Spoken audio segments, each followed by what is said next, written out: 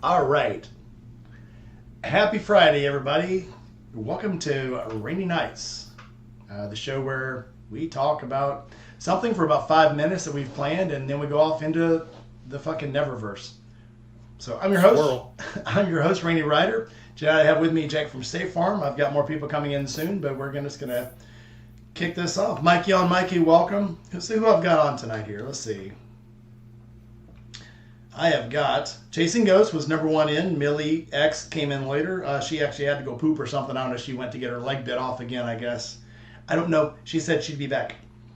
Diana Pillion Style, Serenity Kitty, and my brother from another mother, Hubbard family, and then Mikey on Mikey.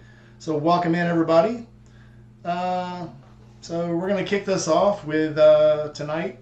Jake from State Farm was with me on one of probably the wettest rides I've taken in a while that I was not prepared for. When we went down to the Mississippi version of Sturgis, Little Sturgis. Rained all the way there, got there, and the rain stopped literally like 5 minutes after I got there. I had brought rain gear, but I wasn't prepared for a full rain because it was Mississippi and the weather was supposed to be just good and hot. It was hot, all right, and it was also very, very wet.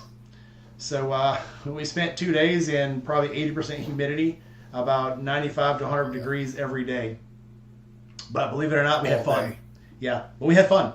We sweat our asses off. That's one of the few times that I would recommend. We had some beer. We also had to go find some water because it got hot fast. Yes. So welcome in, everybody. Jake from State Farm, we're not always together. I'll kick it off with you. What's the worst weather you've ever rode in? God, I don't think there's any one particular ride that's been the bad weather. I used to live in South Florida, and it would rain all the time. Just tons and tons of rain all through Florida. Actually, just had to go down to Pensacola last week or 3 weeks ago, and coming back ran into Jima. Hey, why am I not back. seeing anything? I don't know. We're here. Can you hear us? Okay. Huh. Okay. Can Hang you on. hear us? All right. Okay. That's weird. I turned off the camera and now I'm here. And now you're gone. Oh, hang on. All Okay, right. here I am. Sick Bastard, Yay! welcome in. Tolga, welcome in. All right, Jake, go ahead. Tons of riding, tons of rain from Florida. One time, coming back from Key West, coming off the islands, coming up US 1, it was beautiful. Got on US 41, which kind of parallels Alligator Alley. It just dumped on us. Had Mrs. State Farm on the back, and by the time we eventually made it to a gas station to pull over, because there's nothing, absolutely nothing on 41, no way to get out of the rain.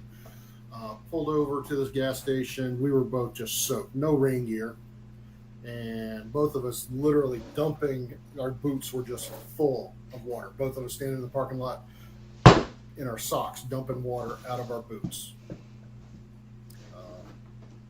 No, I've not had to ride through any kind of torrential wind or anything like that, but just tons and tons of rain.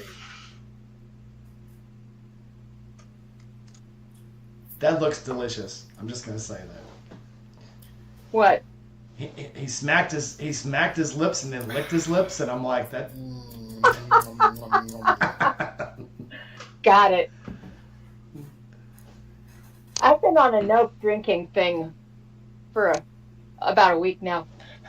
How do you feel? Is it okay? Can you hear me? I'm feeling How many okay. fingers am I holding I'm up? feeling okay. 12. Sick Bastard, when I'm welcome in. traveling, at night, I usually will sit in the motel room once I get all my shit exploded all over the place, and I'll sit and have a shot and then decide if I want to bother with going and getting dinner or not. So, once I got home, it was like, I'm just going to kick it for a while. I've had those And nights. for you- You get home and it's like, okay, tonight's a big beer Yeah. night. Tonight's a big whiskey night. And then you're like, you know what? I Yep. just don't think I'm hungry Yep. anymore. But all of a sudden I'm So you sleepy. sit and drink your dinner. Yeah, I've This- done that before. This has definitely been one of those weeks. So, yeah, I'm glad it's over. Yeah, welcome everybody in. So, yeah, probably the worst. I don't know. It's like Jake said. There's so many. It's hard to narrow one down, and one story leads you to another one. But the absolute worst. Oh, yeah. Yeah. So me and Diana were coming back one time from Forgotten Angels, and it wasn't supposed to rain, but of course it always does on the way back for some reason. It either snows or rains on the way back every time. Snows? Yes. That's insane. Oh yeah. So as far as bad weather goes, it's a toss up between the time me and Diana were coming back and we got right past Birmingham, and the rain was so bad I couldn't see the road. So we're like, okay, we're gonna pull under this underpass. And when I pulled under the underpass, Oh, Mikey on Mikey, thanks. Wow. thank you. I feel like a real YouTuber now. Shit. Thanks, dude. Mikey on Mikey, send me your address and I'll send you some stickers and something cool. I'll send you something cool. But Very cool. we get right past Birmingham and the rain is so bad we pulled under an underpass. And the rain was so bad even under the underpass when the trucks passed us, it was like blowing us over and it was also drenching us again. I'm like, we were actually better when we were following the trucks. So we get behind the trucks and I'm behind this truck for a while and we can see the taillights and we're following the truck and the rain seems like it's stopping. I'm like, okay, it seems a little better now. Let's get around this truck. As soon as we passed around the truck, one, the rain was falling so hard I couldn't see again. Two, all I could see were these reflectors doing this, curving to the left. And they were attached to a concrete barrier. And I could barely make it over the side and see there's a power plant there. There's a nuclear power plant. And I could see the spire sticking up. And all of a sudden I'm like, I'm over the ravine. And all I can see is reflectors. So I pull back behind the truck and we stay there for a while. And next thing I know, I look over and the rain started letting up, but I could see over to this side. You know when a tornado comes through, the light kind of starts shining because the air is electrified? Mm-hmm. Well, there was two of them. There was one on this side and one on this side. And we were driving right between them. And at first I thought, okay, I should stop and not do this. But second of all, I seen both of them.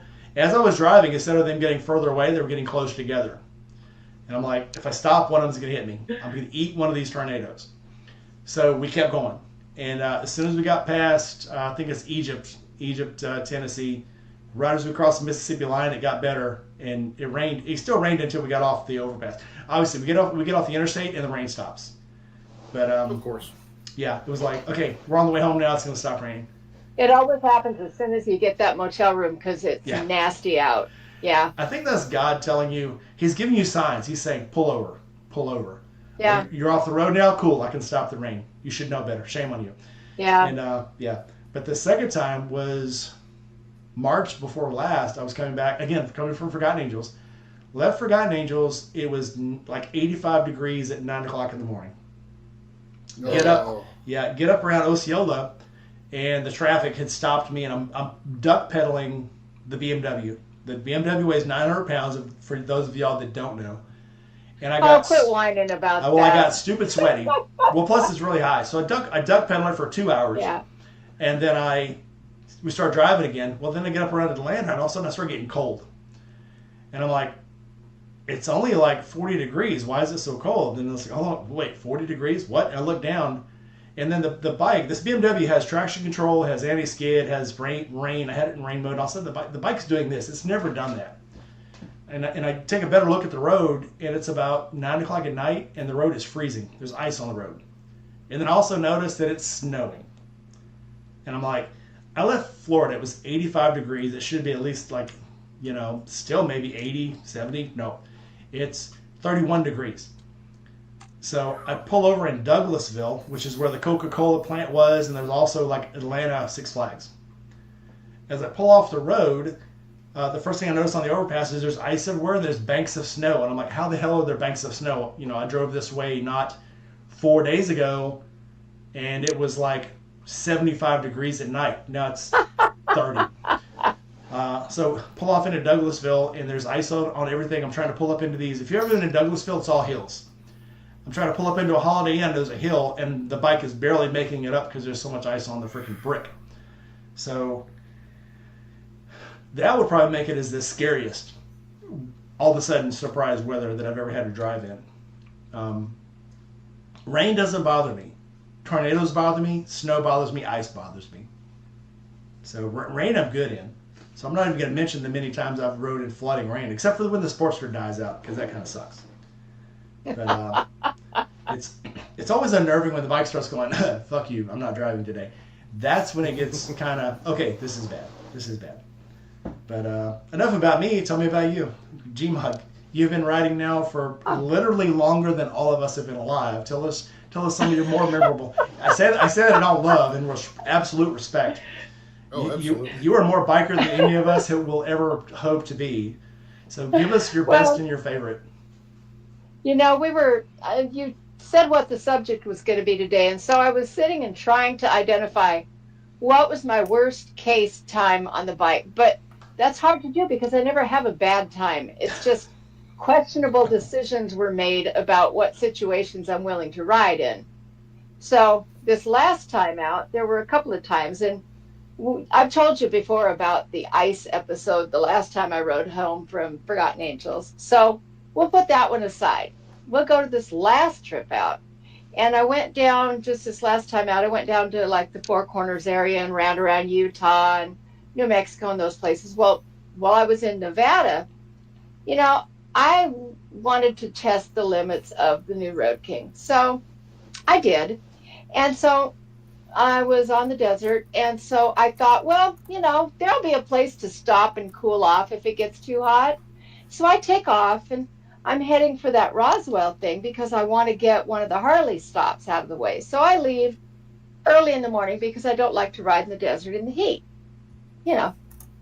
But my usual plan is I'll stop at a shopping center or something, but in Death Valley, there's not a lot of stop there and chill out. So I wound up inadvertently, it was 546 miles, I think, that day. But the problem was I stopped at a Love's after about 300 miles, and it was so hot that I had already been through all of my water that I keep on my handlebars to shake on myself, and all my drinking water and all my water in my little side carry thing that I had. It was all gone. And there was no place to stop and get any more. So I was like, I'm just going to have to suck it up and go.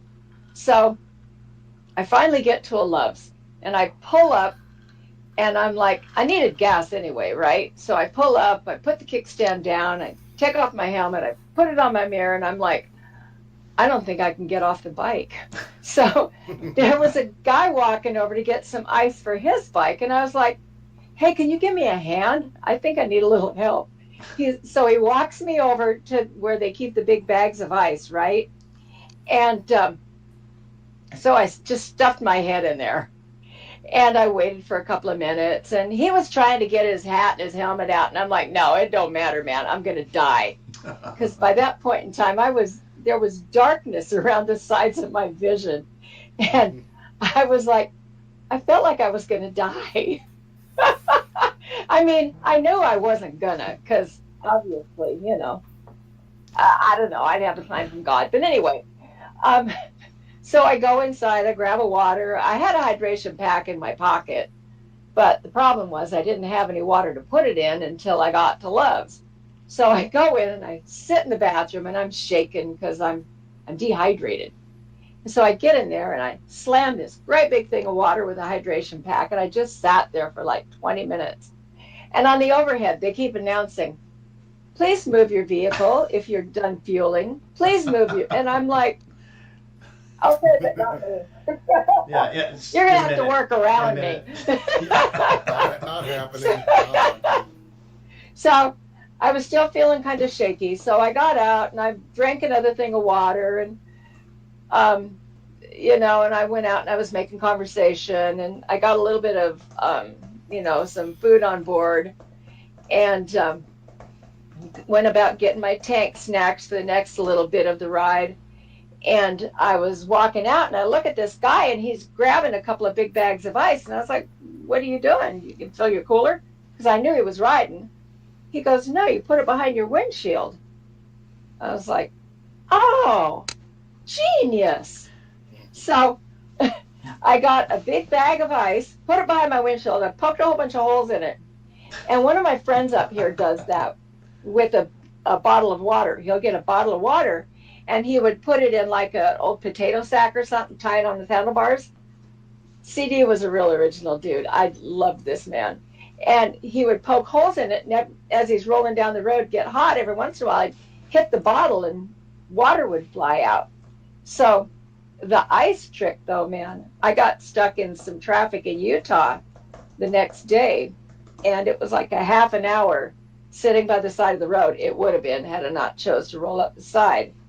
But I had a bag of ice on that occasion as well. So amazing. So that's my tech tip for the day is if it's really hot out, don't leave your phone so that your phone is going to suck up water, obviously. But put the bag of ice right behind your windshield, poke some holes. You're going to look like you pissed your pants, but you're not going to die. So that was my latest, greatest. Yeah, when it's 100 degrees, and in one of my cases it was 120 going down to Louisiana, I dumped a full bottle on me. It only stings for like the first 5 seconds. Yep. And you're soaking wet, and I did not absolutely care at all. Yep. So for those of y'all that didn't know, hear about it, I had it on the video. I went down to Louisiana about 3 years ago, and where you pass Clarksdale, Mississippi, when you pass Clarksdale until you get to Alexandria, Louisiana, there is nothing. It's cornfields and soybean fields. And that day, it was 120 degrees. And I stopped at a Shell. Also, the best story I've ever told, and I tell my wife this every time, they had just built a Shell. I had to pee really bad. I stop on the side of the road, and it's not open. So I did what every respectable biker would do. I walked around the back, and I peed behind the building. Well, for the past 3 years, it's been open. Every time I passed by it, I'd make a joke about, I'm just going to go behind it and piss behind the building. This time when we stopped on the way down to Louisiana, there was 2 cops there. So I'm like, I guess I'm not pissing behind it today. But anyway, yeah. So I poured water all over me, and people were staring at me like I was crazy. And I'm like, I don't care what they think. I don't care if they think I peed my pants or not. This feels awesome. So absolutely gorgeous. Funny talking about riding in the desert. I went out to Las Vegas a couple of years ago, rented a bike, and I was not prepared for how hot it was. It is insane. I mean, I had a cooling vest and all the stuff, But I had visor up on my helmet, and it felt like I had a hairdryer just right in my face, and I was afraid to close the visor. I was afraid to close the visor. It's like if it's that hot with it open, it's going to be burning up. No, I finally shut the visor, and it was a world of difference. I could not believe it. But I did the same thing. Got to where I was going and just dumped water all over me. Yeah. I also wound up with, because I had the cooling vest and I had the sunburn shirt on, and I always cover up when I'm riding because I don't want to get sunburned. But I had my visor open. I don't tan well. No, and it's like all that hot air up your nostrils was like just miserable. So finally I went with the whole half rag over the face under the helmet, and it was like, but it made it hard to eat snacks that way. It was a full-faced helmet, but just had the visor up and sunglasses riding. It was I couldn't believe the difference it made. Yeah. Bleak, what's up, buddy? Hey, hi, Bleak. My brother from another mother. Good, how are you? Better now I've seen you. What a suck up. But I sucked up too, so that's fine. No, we all suck up to G-Mob because we're scared of it. So speaking of things you wouldn't think would keep you cooler, so I've been wearing this leather vest. It's a gaucho vest from one farm something. I can't remember. Anyway, this leather vest, actually, it's got perforation liner on the inside. And when I ride with it on, it actually keeps me cooler than riding in just a t-shirt. Because it actually blocks the hot air, but it also holds moisture against my skin. And it actually keeps me cooler. And I thought that was just the coolest thing. These leather vests, I mean, you know, if you guys, you look at these bikers in their leather vests, it's multi-purpose. One, it keeps if you're wearing a t-shirt or a flannel or something, it keeps from ripping the buttons off of it or ripping the shirt off of your body. But two, it blocks bugs, it blocks birds, it blocks rocks, it blocks everything. If you fall, it's abrasion resistant. So, I mean, you know, we've harped on this before. Protective equipment, your arms can heal, your legs can heal. You break a rib, an organ, a spine, you're kind of screwed. So it also helps protect you. But I never thought it would actually keep you cooler wearing a leather vest. And it actually does. So bravo, Zulu, all you old-ass bikers in your leather vests. So good on you. I have a leather vest. You know, really the only reason I ever wear it, though, is like if I'm going somewhere and I know I'm going to be wearing just my sunscreen shirt. Lots of times I'll put that on because, like you said, it does keep some of the wind and the bugs and stuff off. But for women, it's important for our shirts not to fly up in the wind. Yep, actually. And so when I was traveling this last time, instead of using a purse or something like that, I don't like to just put things in my pocket because things tend to fly out of your pockets. So I got one of these really nice fanny pack things that are supposed to be for airline travel. Well, it's really nice because it is sturdy. It's got like a steel little cable through the waistband. So it can't be cut, which also means that it can't break. And I've definitely stress tested it, but it's really convenient. Because all my important little bits are there in my kangaroo pouch. Nice. I was gonna say I thought you were gonna say your important bits were inside your shirt. I'm like, yeah, protect that shit. What did I say? Ain't nobody wants to see those. Hold on, I've seen people chase you around the campground. Don't lie. And you know what I'm talking about. Yeah, I do. Yeah. I decided I'm going to go in October. I'm going to go too. I mean, there's so many people at the campground. If you guys don't know, Forgotten Angels. I'm probably coming to your house first, Rainey. Come on down. You're the next contestant on. Stay in my room. Hey. Yeah, it's lovely. Yeah, there's so many people there that I miss and I haven't seen in so long. Yeah, and exactly. And I'm going to be running the kitchen again, so volunteers, line up to the left. I won't have anything to do this time. I'm not doing any weird rides. Well, we're going to be doing medical anyway, I'm pretty sure. So yeah, a lot of. I almost said it. I almost said there's a lot of stupid people that burn themselves and do stupid things, but I didn't say it. Lucky me. But yeah. So well done. Well done. Not. Damn it! I said it anyway. But yeah, it's a needed skill, and I think this is just. Thank you, Blake, for that link. Yep. I think a lot of people feel more comfortable having the Boo-Boo Squad there, because then if they do screw themselves up, it's not like you've got to call an ambulance or something unless it's really, really bad. Unless Shep's out there. Shep's is. So this is no shit. David posted that they went up to this poker run up in Ohio, and you know who ran off the effing road and nearly killed himself again. Shep. And I posted, I said, well, I hope he had a helmet on this time, and Shep posted back, nope, I didn't have a helmet on. And I'm like, will you ever learn? I mean, I know God takes care of children and stupid people, but dude, you're eventually going to run out of luck. If you're a cat, you've only got 9. He's probably on 11 right now. I don't know what kind of animal he is, but he is running out of luck. So, yeah. Serenity Kitty said he's going to be at the camp out this time. Nice. I'm sorry, Gima. I broke up on you. Don't beat me up, please. Oh, that's okay. What'd you say? You might not expect to have an accident at the camp out, but it's possible. I nearly strangled myself and dive because of 10 guidelines and a little bit of alcohol lubrication. But you Yep. be stumbling back to your tent at night. Everybody else has tents. You better have a headlamp or Yep. something, or Oh plan yeah. on kissing some grass. I definitely one if you have a tent, I definitely recommend getting some of those cool little lights, the little string lights. Oh yeah. Two, I definitely recommend you get a headlight, get a little flashlight or something, because if you get up in the middle of the night, this is gonna. So if you've never been on a camp out before, especially one like this, when the tents are so close together, you're gonna trip over something.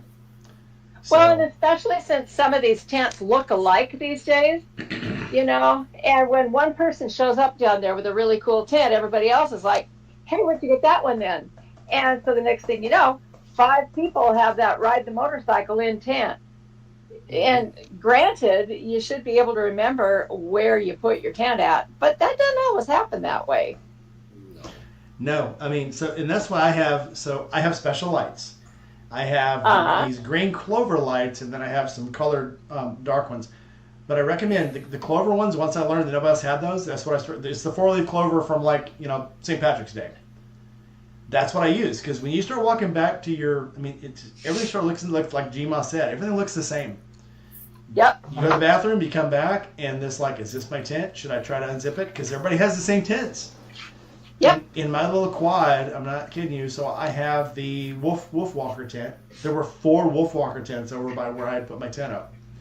Told you. It's like, okay. That's what made me think about that. Yeah, not only that, but it's like when you're walking back, which direction do I go? Because in the dark, under those trees, everything looks the same. You lose. I'm not going to say you might be inebriated or you've been drinking way too much for an adult, but everything's going to look the same. So having your own special color scheme will help. Just saying. Paul Beardsley, welcome in. Did I ruin the mood? Yes. Yes, Paul, I'm pretty sure that it is going to be Halloween weekend. If you go to that link that Bleak put in there, you can find out exactly what the dates are. It's always the weekend right before Halloween. But play like it's really Halloween. Bring candy, bring a costume, bring a onesie. The breakfast onesie. Oh, yeah, that's right, onesies. Yeah, and the last time I went, it was stupid hot. But the time before last, I wore my onesie, had no problem. This last time, it was just so hot. I ain't saying. If I was really smart, I could mail my onesie through Amazon to your house. Oh yeah, you could. Yeah. It's only like it's like a 13-hour ride from here. I usually do it at night. I don't know how you feel about it, because it's so much one, it's cooler at night. 2, there's no traffic and you can shoot right down.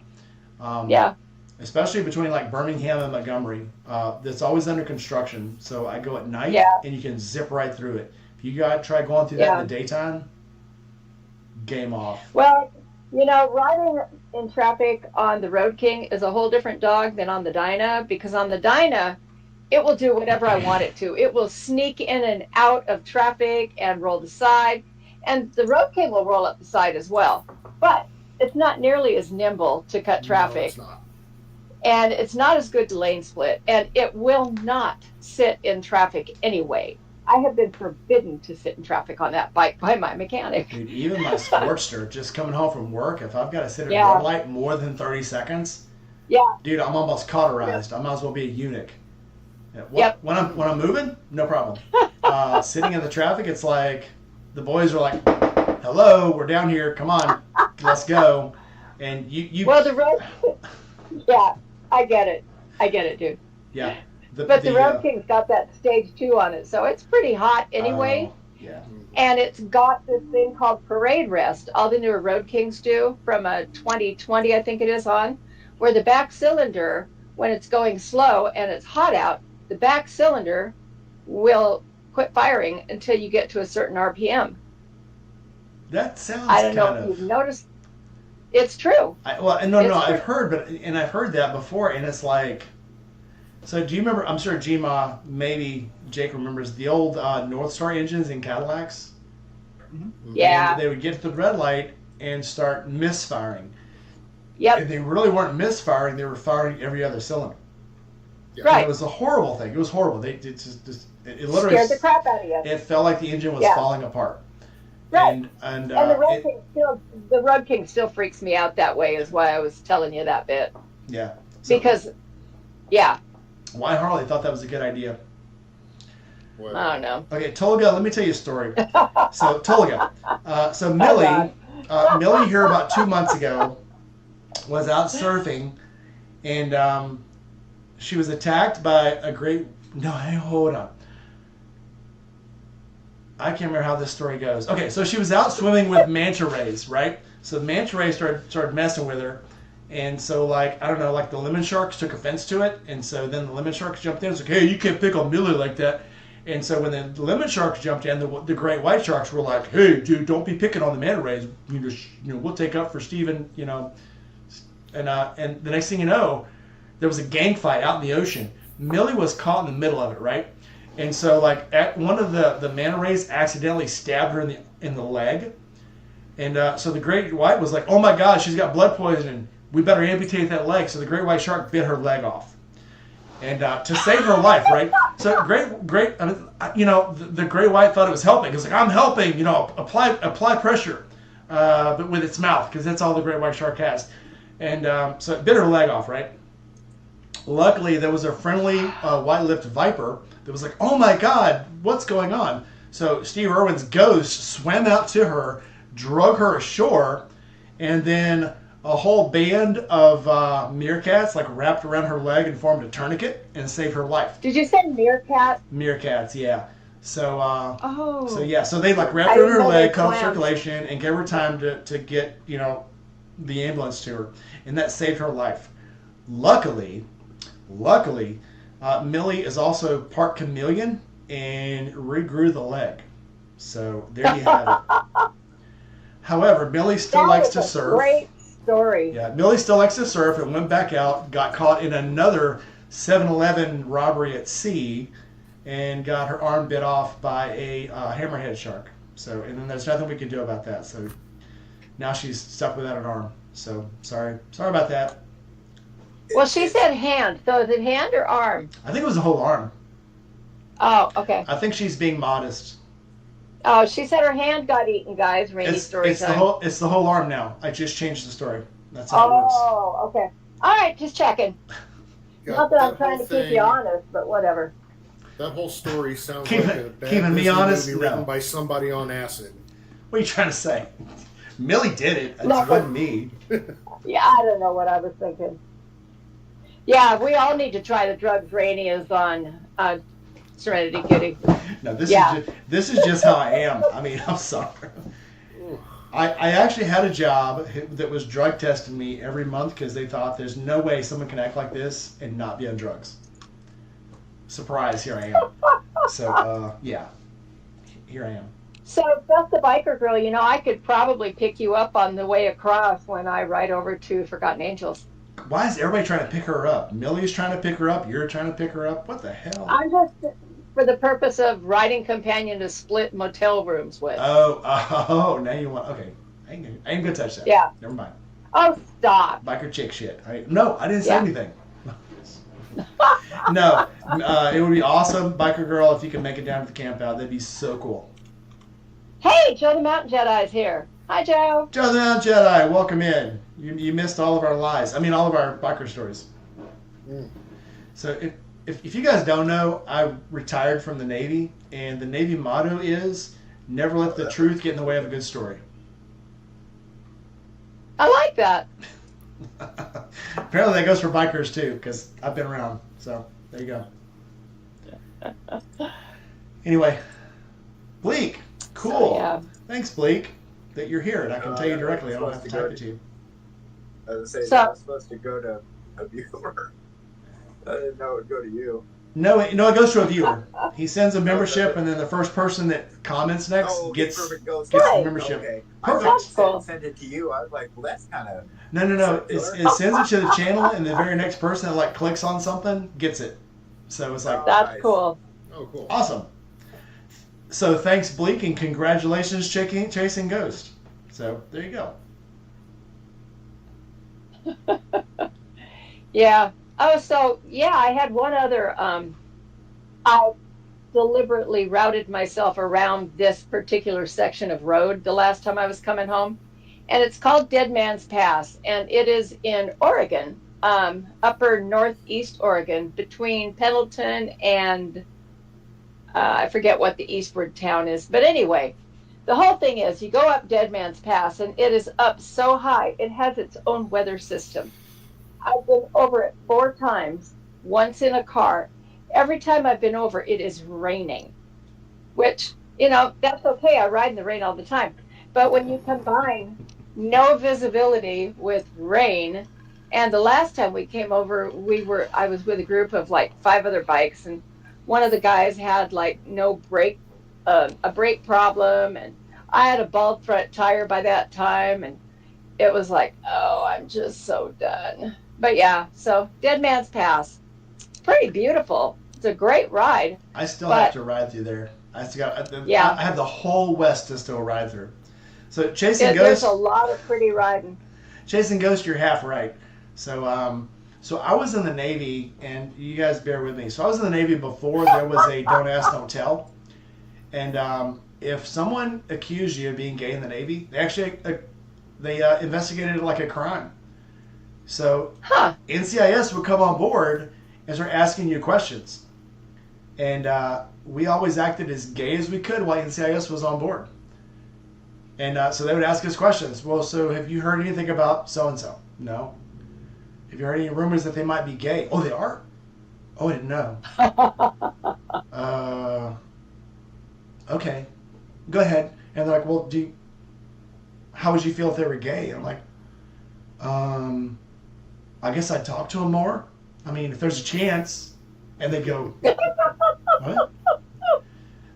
So literally, we had 2 investigations on board, and they went nowhere because we were like, "Oh, really? They're gay too? I mean, they're what?"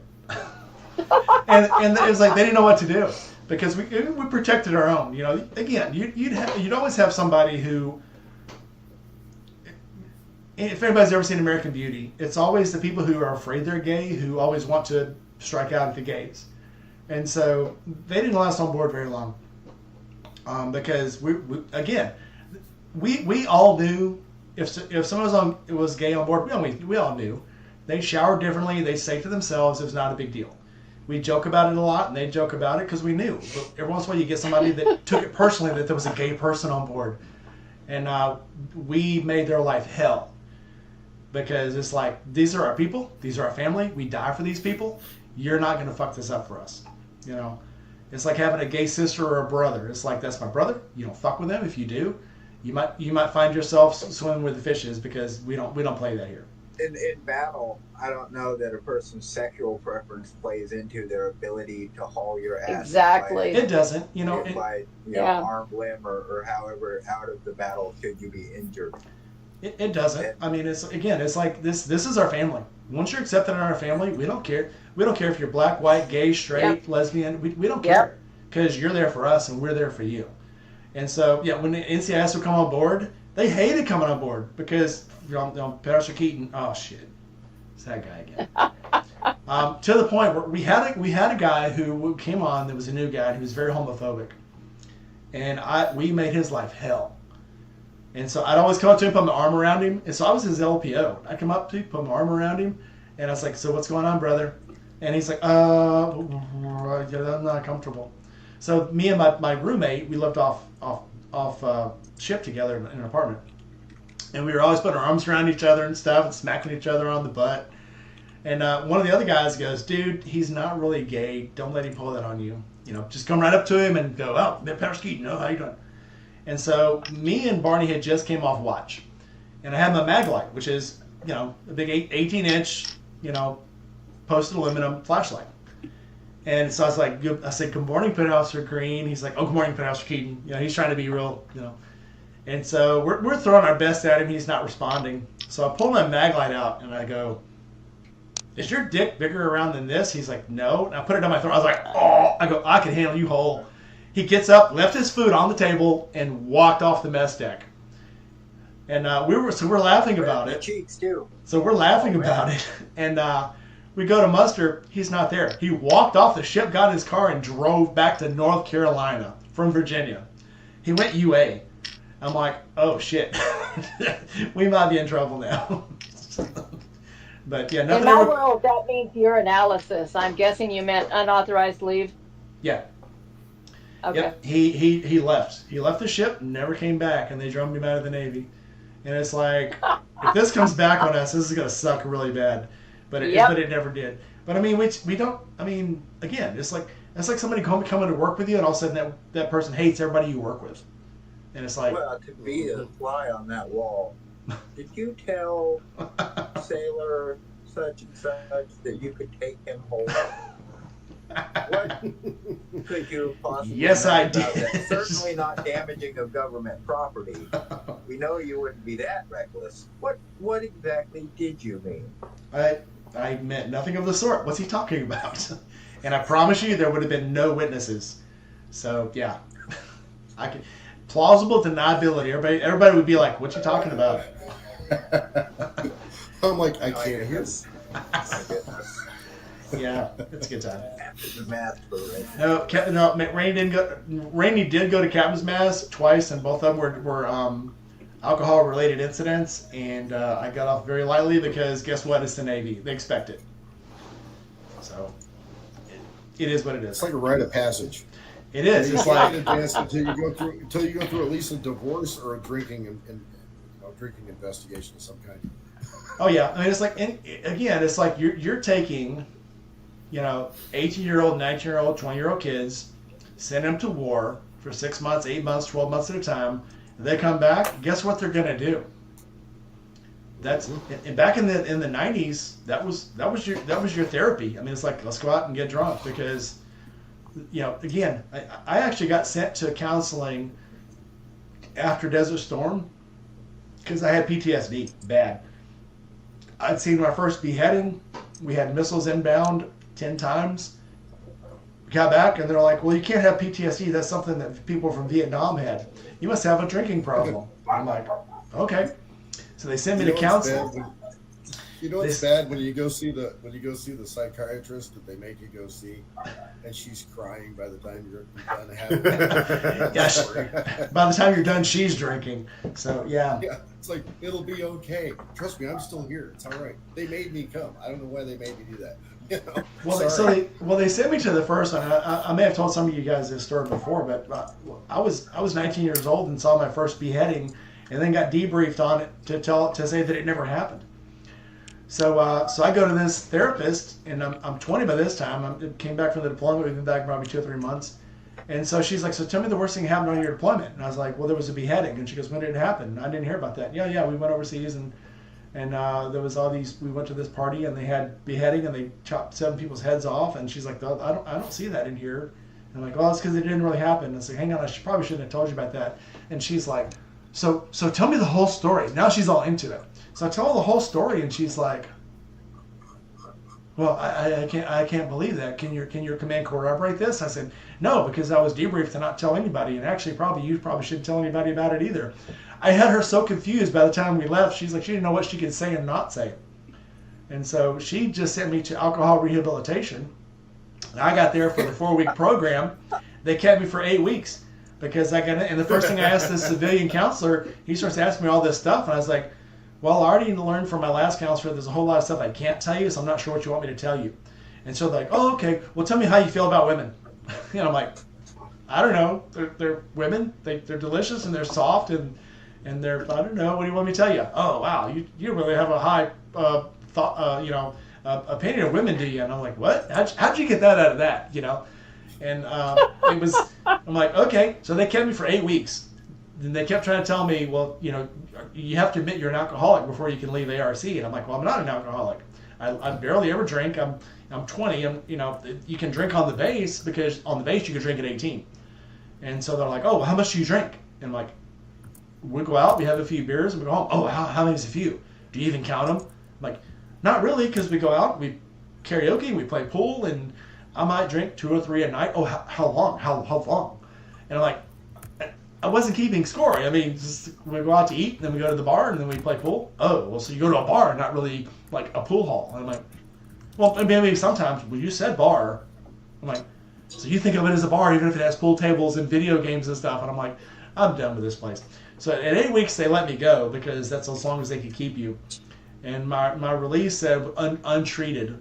I get back to the ship, and they're like, we got to talk to the commanding officer. So I go up to the commanding officer, and he's like, so they said they didn't really think they could help you. And I'm like, sir, you got to understand. The whole time I was there, they kept trying to say, tell me you're alcoholic. Tell me you're alcoholic. Tell us you hate women. Tell us that you don't like people, and tell us that you drink too much. And he's like, okay, cool. All right, go back to work. And because without the CO's authorization, they can kick you out of the Navy if you don't complete the treatment. So I get back and I talk to the CO, and he's like, yeah, just go back to work. We're done with this.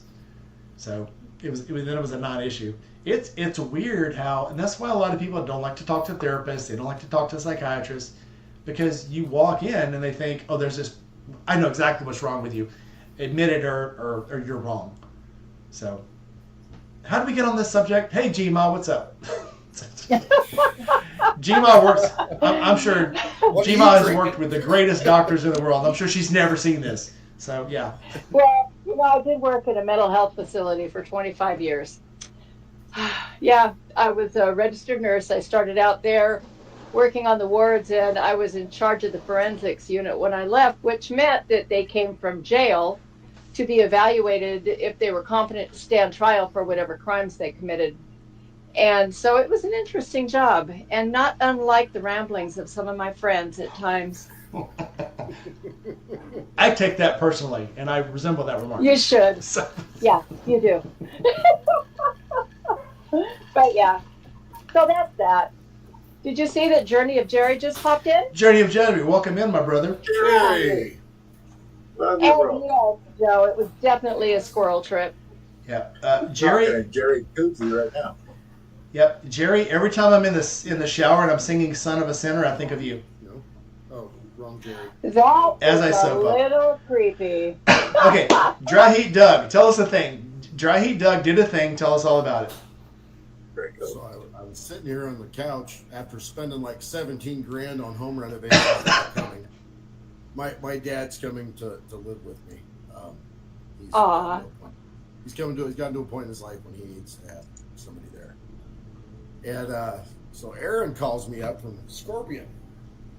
Calls me up and says, hey, this Trump deal, the big beautiful bill has this loan program that you can write off all the interest and all By this the stuff. way- And I'm like, yeah.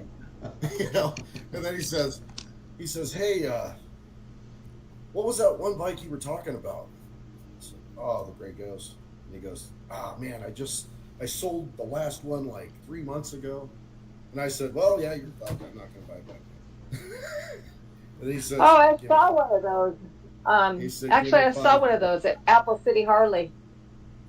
Beautiful. He said, "Give me five." We got one in as well. We only got the one, or maybe we got two in, and they didn't last 2 days. No, I'm sure. Yep. I'm sure they were going fast. And it was cool. I was there when they were unloading that first one. They're numbered, and they're cool. And Well, Yeah. he called me back. So we went down there. Nice. We went down there, and I said, where is it? And he goes, oh, it's going to be coming. And I said, okay. I want to be here when it comes off the truck. And he says, all right. And so then they turned around and said there was some kind of $5,000 whatever extra Deposit? thing they Yeah. wanted. And I said, you want $5,000 more? And he said, yeah. And I said, I got to go. And he goes, what do you want to give me for it? And I said, I'll give you $25,300 because that's the MSRP on it. And I won't even try to get you down another 10%. Yeah, you And can he make says, us eat "I all gotta the go extra talk to costs. Danny." So he goes in and talks to Danny, and Danny comes out and he says, well, if you want to buy it right now, I'll sell it to you for $25,300. And I said, okay. So I just bought a bike, another one. Good job. congratulations. Nice. Congratulations. Stupid. That's a beautiful Good job. No, it's such a dumb thing to do, man. I kind of start getting rid of stuff. You can never have too many motorcycles. You know what? You're exactly right. I didn't say we're gonna get rid of bikes. I say true, but my wife says no. So right now I have 3 motorcycles in the garage. I just got, well, I didn't get rid of a welding machine, but I took it to work. So I think I have another space. But she says no. So I didn't give away. I loaned out the generator and I took the welding machine to work. So in my eyes, I have extra room. So That's what I started doing, was just asking my friends, hey, do you need a truck? Do you need a car? I'll tell you what, can I just store these at your house and you can use them? You know? I know my daughter's got she's got 2 custom cars. She's got a 66 Barracuda and a 65 Mustang. And the Barracuda came with another complete back window. You know, it's the kind that's got the big glass in the back. It came with a spare glass. So her husband's like, well, you got to get rid of some of these projects. So to get him to be like a little bit more okay with her projects, she is the one that engineered me letting him have my shovel head for a family price. Yeah. So Nice. family price that my family needs, you charge $1,000 extra. well, he comes over and fixes stuff for me, so I don't mind. Well, family price in my eyes means they're going to ask you to keep working on it, so that's extra. Besides, it's still sitting in my garage anyway, so. There you go. Yep. I Yep. I have a problem. My name is Doug, and I have a problem. I don't see the problem. I just when I start taking on projects, I just do so many stupid things, and it's like, oh well, it's just a 39. I'll put some money into that 39, and then the next thing you know, there's people that are like, hey, you want to take your car on a tour? And I'm like, no, that was really dumb. I should not spend that much money on a project. Yeah. So I do stupid things, and I don't stop doing stupid things. So this is the first brand new bike I've ever gotten in my entire life. So I think 9 Harleys, and Nice. This is the first brand new one. I love it when like guys will go out there. Obviously, this is the crew to tell, because you're gonna do the same thing. It's like, you love it when that guy across the street goes and he buys a brand new bike and he rides it. Yep. With close call, and it sits in his garage for 3 years, and you're just like, Yep. on. You know, he's had that. You go to tell his wife he's had that bike now for 3 years and doesn't even ride it. And then she starts getting on him. And next thing you know, I'm walking away $9,000 for a new bike. Relatively new. So My neighbor has I think it's a Nightster sitting out in his front yard, and it just sits there. I mean, when it starts raining out pretty hard, he'll put a cover over it, but usually it just sits there. It just sits there. He'll run it like once every couple months. Hang on, it's kind of sad. Is it one of these the original old Nightster Sportsters, or is it one of these new Nightsters where it's like all made of plastic? It's one of the new Nightsters. Fuck that yeah, thing. no, it's one of the new ones. Throw it in the Yeah. creek. Throw that piece of crap in the creek. I don't care. Yeah, I don't care. The more I see those things, it's like, come on, dude, that's a Honda. Nothing against Hondas, but don't call it a Harley. I mean, that's not a Harley. I have a love hate. I don't know. I think it's a Nightster. I don't know. I haven't been close enough. I just know it's a Harley. The new Sportsters are not Doesn't sound near as good as Sportsters. mine. Doesn't sound near as good as I have a mine. real love hate with that Rev Max line, because Yeah. if you do the engine breakdown, the stator is inside the inner case. Why is it in there? Why would you put the stator inside the middle of the motor? Do you know what that does to service? That's the part they actually had to upgrade. Well, yeah. Then you have to crack the cases and all that shit. Right. Yeah. What that does to labor, what that does to. Well, why yeah. would you put that in there? And Well, and to I say don't nothing know about that the fact it's a motor- Harley, it's going to short out. Yeah. Well, they already had to enlarge it by like 43% because it wasn't running. Yep. They were having all kinds of issues with the Pan Am and the screen shorting out, doing different things, overheating, just all kinds of problems. And so they enlarged the stator, and now again they just never addressed the core problem. Why is it in the middle of the motor? Because that's where Honda puts their. I mean, what? So again, I said this before, but Harley's original designs, when these bikes are engineered. They're engineered to work. And then the secondary engineers look at them and go, why is there a 5-gallon gas tank? That's stupid. How can we screw this up? Hang on. Yeah. That radiator's too big. Let's cut it in half.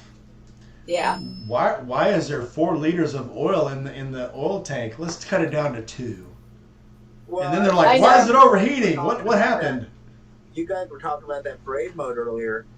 The insight on this is Harley engineers came to the meeting and said, on this twin cam, it runs hot, man. It runs real hot. We got to put an oil cooler on it. Yes, it does. And Harley Style said, "No, ain't happening. It's not happening." So there was literally a beef that took place inside a Harley. Not like we're not like talking throwing blows and stuff, but 2 divisions that were just not jiving. And they finally decided, all right, we're going to add bigger fins. And engineers are just like, okay. If you look back to the original, the original. And have you seen the size of the pistons in a Milwaukee 8, though? Really? I mean, they're fucking huge. Let's go with electronic ignition. Yeah. Well, actually, I like an electronic ignition a lot better than points. Joe probably know whatever year that was. They went sometime in the 80s. They went to that, and I had that electronic ignition went out on that 89 that I had, and I realized I could just go to the auto parts store for $7 and get a points condenser and throw it on there, and got rid of that $154 stupid thing. You know, they got away from being simple. Well, if you look at the original V-Rod engine, it was a massive engine with a massive radiator with air dams on it and a massive oil cooler. And the first thing Harley did is said, why is the radiator so big? That looks stupid. Let's cut the radiator in half. And the next thing you know, they're like, and it had passed parade duty. It had already passed, idle duty. When they put it inside a little tin shed and they park it for 4 hours, it had passed. And then Harley gets it, and they're like, "Why? Oh, Harleys have never had a fan on their radiator, and they've never had a radiator. That's too big. Let's cover the entire radiator where nobody can see it, and let's take that fan off." And the next thing you know, they're like, "Why are all the V-rods overheating? This is stupid. This is a stupid engine." And if they would have left it original, that would have been a kick-ass bike because the engine was designed by Porsche. That was a high-performance engine that would have kicked anything's ass.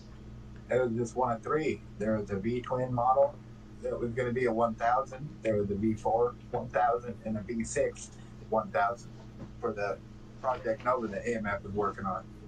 Porsche is the one who got the contract. They were trying 3 companies. They tried an Italian, and they tried 2 Italians and a French company, but Porsche was the one whose motor they went with. But then after Harley Ford bought the company back, they were in such a money crunch that they didn't have much choice. They said, look, we got to pick one of these 2 lines. They were also working on the Evolution, and they went with the Evolution.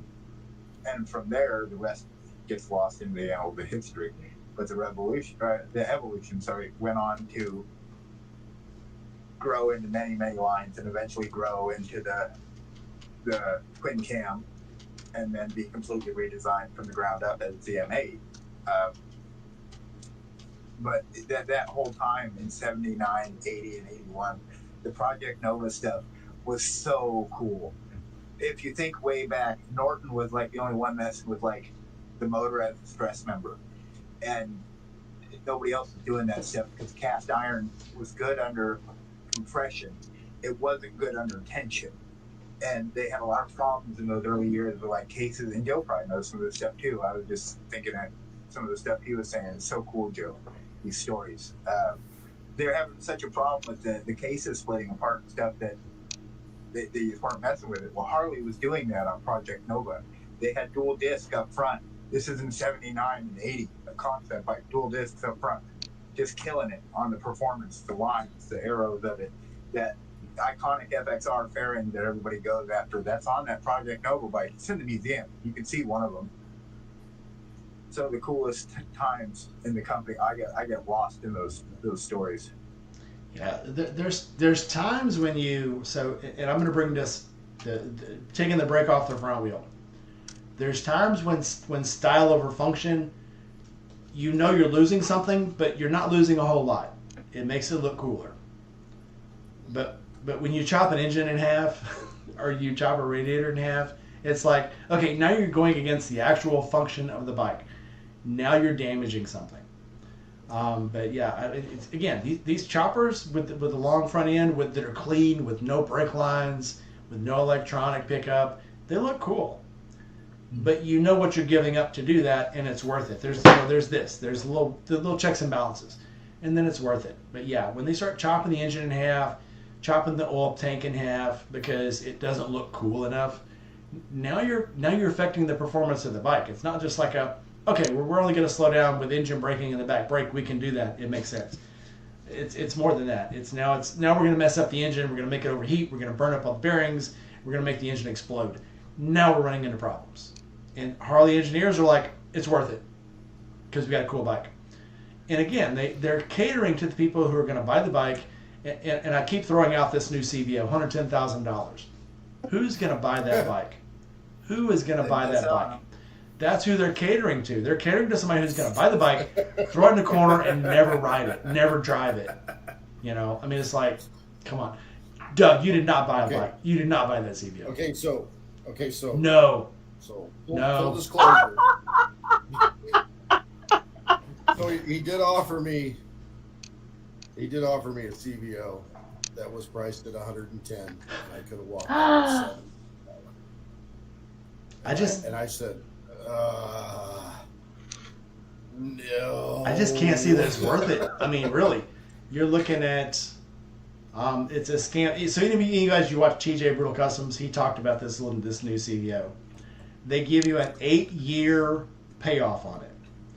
By the time you pay it off, even if you do get this rate that they never give you, you're paying another $20,000 on the bike. Realistically, they're not going to give you that 0.5%. They're going to give you like a 6%. Now you're paying. Instead of lowering the price, they stretched out the payment. Yeah.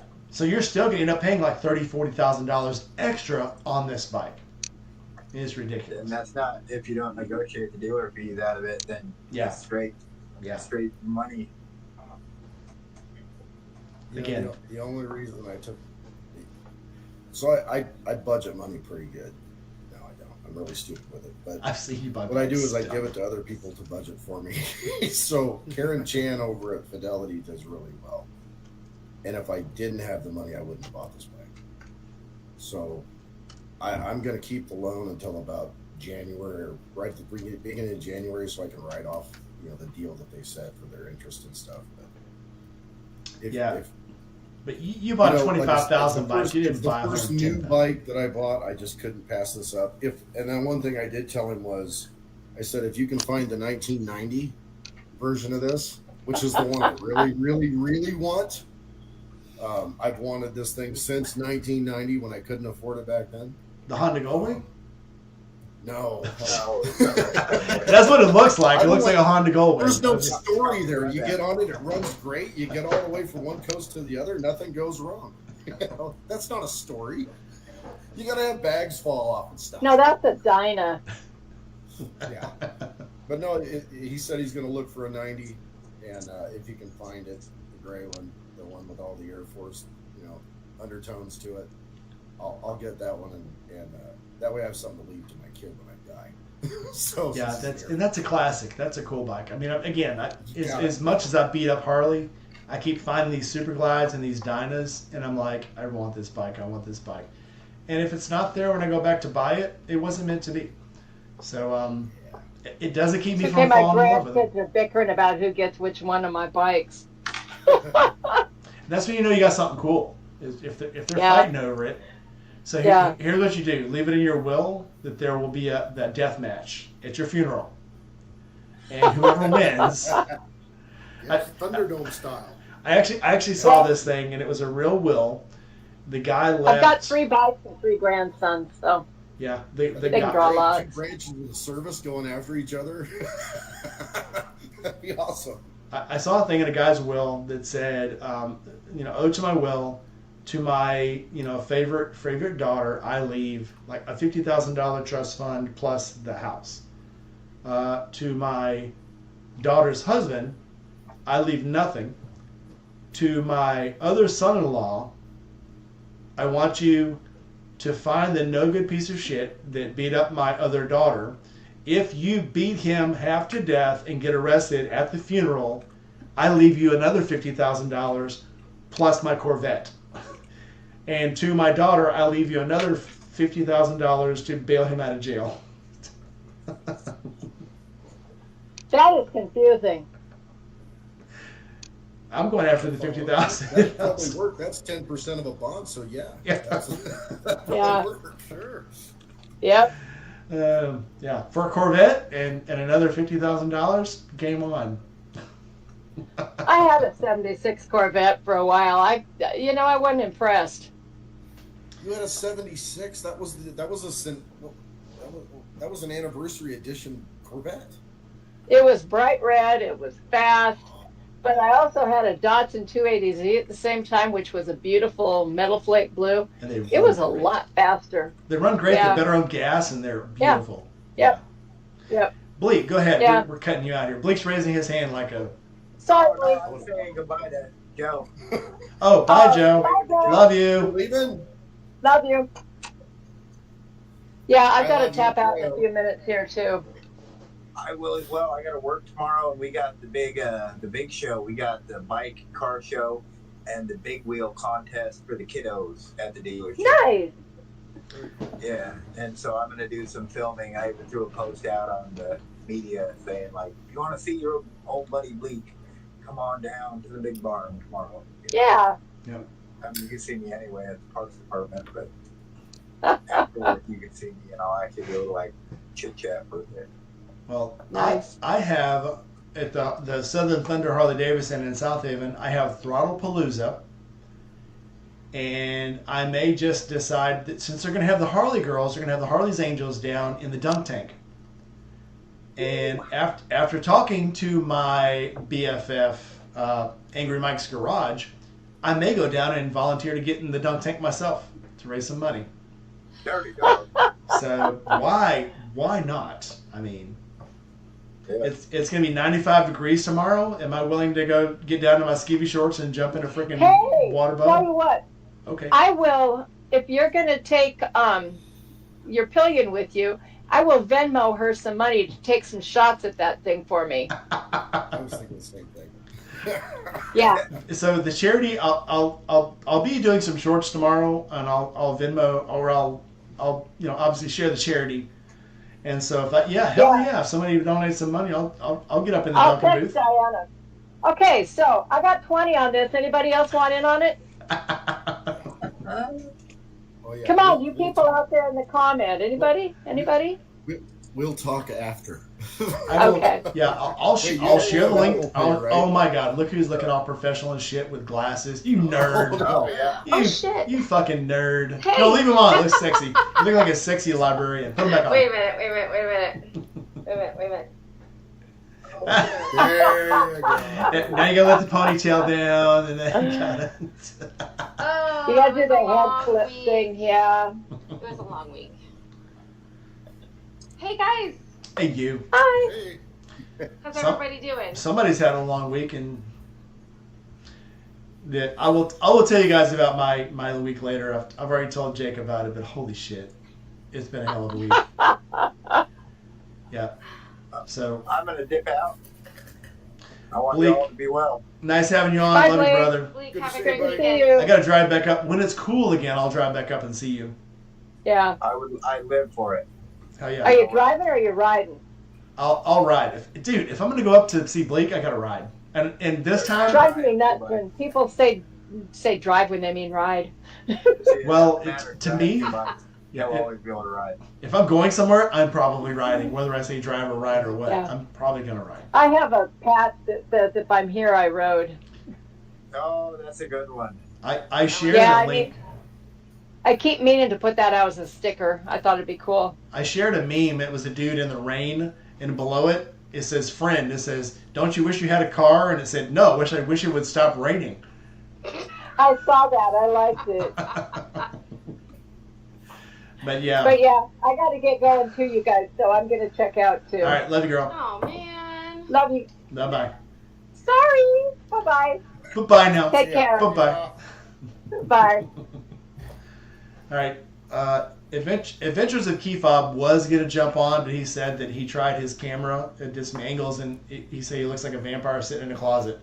So he's going to work on his lighting, and he'll be in at a later date. So I just don't yeah. care. This can be bright as hell. Yeah, I don't care. I'm like, okay. You're going to hear me. I'm going to look like, I probably look like a vampire sitting in a closet. I don't care. So, my little shiny ass head. It's been a long week. I could care less. So, hey, everybody. Eventually, when the house is done, I'll have better lighting in the office. So, let's see. Yeah, if I turn this off, you can't tell my head is shiny. But then I don't have a cool live on the air sign behind me. So, There you go. wax Own on, wax off. What do you need? it. Own it. I see it now. Hell yeah. Yeah, That's great. This girl, when I was still in the Navy, this girl asked me one time. So I have a very slick head and it's shiny, and she's like, "Your head's really shiny." I said, "Oh yeah, I put wax on it and I shine it up to make it this shiny." She's like, "Really?" And I said, "No, it's fucking hot outside. I'm sweating. All right." I am like, my entire life I've been very athletic. I run a lot, so it doesn't take me much to start sweating because my body's efficient. It keeps me cool. Oh, speaking of which, check out my shirt. I'm waiting for it, Dave. Heck Nice. yeah. I had to go through that today too. They're explaining to me all this warranty stuff and what you can and can't do, and I'm looking down going, I don't know how any of this works. I've never had a brand new one. And he's like, "Well, you can't do this, you can't do that." And I was like, Don't let them fool you. They actually got But he said, sued 3 listen, years ago for warranties. he looks at me and he goes, "Listen, I've seen what you do." I said, "You have?" And he goes, "Yeah." He goes, "You don't just leave it, do you?" And I said, I'll probably leave this one bike and that'll be it." And he goes, "Okay." He goes, "Just what do you think you're going to do?" And I said, "Just simple stuff, intake. I'll probably call Terry up and have him send me some pipes or something. Just simple little, maybe a fuel mod. I don't know, but I'm not going to do anything crazy with this bike. I want to keep it just like it came." Right after I got the There's Sportster. no reason to customize this bike crazy. Yeah. Right after I got the Sportster, I got a alternate warranty in the mail because Harley got sued because people were like, they were taking their bikes in for Harley for warranty work on the M8. It was actually the M8 that got them sued. And Harley was like, "Oh, you didn't bring it to us for the oil change? Oh, you broke the warranty. Oh, you put 1540 in it instead of 2050? That voids the warranty. Oh, you put a light kit on it? That voids the warranty." And they got sued. And the lawsuit actually read, when the judgment was, you can do anything to that bike as long as it's done by a competent person, not competent mechanic. Not you need to bring it to Harley, you need to bring it to a mechanic who charges $200 an hour. Competent person. So all they can do to you is test the oil, and if you put the wrong oil in it, then they can say, "No, you put the wrong oil in it," or you took the brakes off and you wrecked it on your own. As long as you keep the oil change, keep brakes on it, keep lights on it, and don't overtax the alternator, they have to serve the warranty. They can't do anything else. Yeah, we actually talked about that, and I said, "So I can 3-hole this thing?" And he said, "You can." He goes, "We'll write it down on this." And he goes, "Bring it in when you do it. We'll put it on our machine for free, and we'll just, log it basically so that it doesn't void the warranty." And I said, "You'll do that for anybody?" And he goes, "No." No, they can't even do that. They're still trying to get you to bring it in, and they can't. That's actually illegal. Them even telling you have to bring it to us to prove that you change the oil is illegal. Yeah. Yeah, keep all your receipts. That's all you gotta do. Yeah. Different relationship. I think the guy that called me, Aaron calls up, and after I get down there, I said, "How'd you get my number anyway?" Because I didn't give you my number. he says, well, I went into service because you actually brought your bike in for a tire one time. I said, you're a dick. Looking at my stuff, you know? And he goes, well, you know, you still bought a bike. And I was like, yeah, okay, you know. And so they kind of know that I do stuff. And I think it's just more of a, I don't know, it's a trusted thing. Well, at my Harley dealer, they want me to bring it in every once in a while just where they can look at it and make sure there's no, and they do it for free. It's turned into a game of what have you done to it now? So, yeah, well, what'd you add to it? Thing because there's stuff that I missed on what was that bike that which one did we take? The last one, the electric bike, and there was stuff that I missed. They were like, hey, look at this, and I was like, oh yeah, go ahead and do that. You know, while we're here, just go ahead. Well, as a matter of fact, I have a linkage. I'll bring it to you if you guys want to throw it on, and just charge me $25 or something. You know, not a big deal. Although you're right, they bill at $165 an hour. So, you know, just little stuff like that. You know, and the local dealership right by the house here, they're pretty good. You know, they'll take care of us. It's not bad. I've got a lot of secrets, by the way. That's why you can't interview me. We all have a lot of secrets. Switching gears, welcome in. I saw you bump in, but I just I had to say bye. I'll pull one up, just one secret up. Let me Google search Doug Bingham orange smoothie. I don't have any pictures on my phone, but I can just shit. Hang on. Google search Doug Bingham orange smoothie. Save search off. Well, that came out really well. All right. There's nothing coming up on this one. So I have a secret in the works, you guys. Indy Ridge is about to come out with a new boot.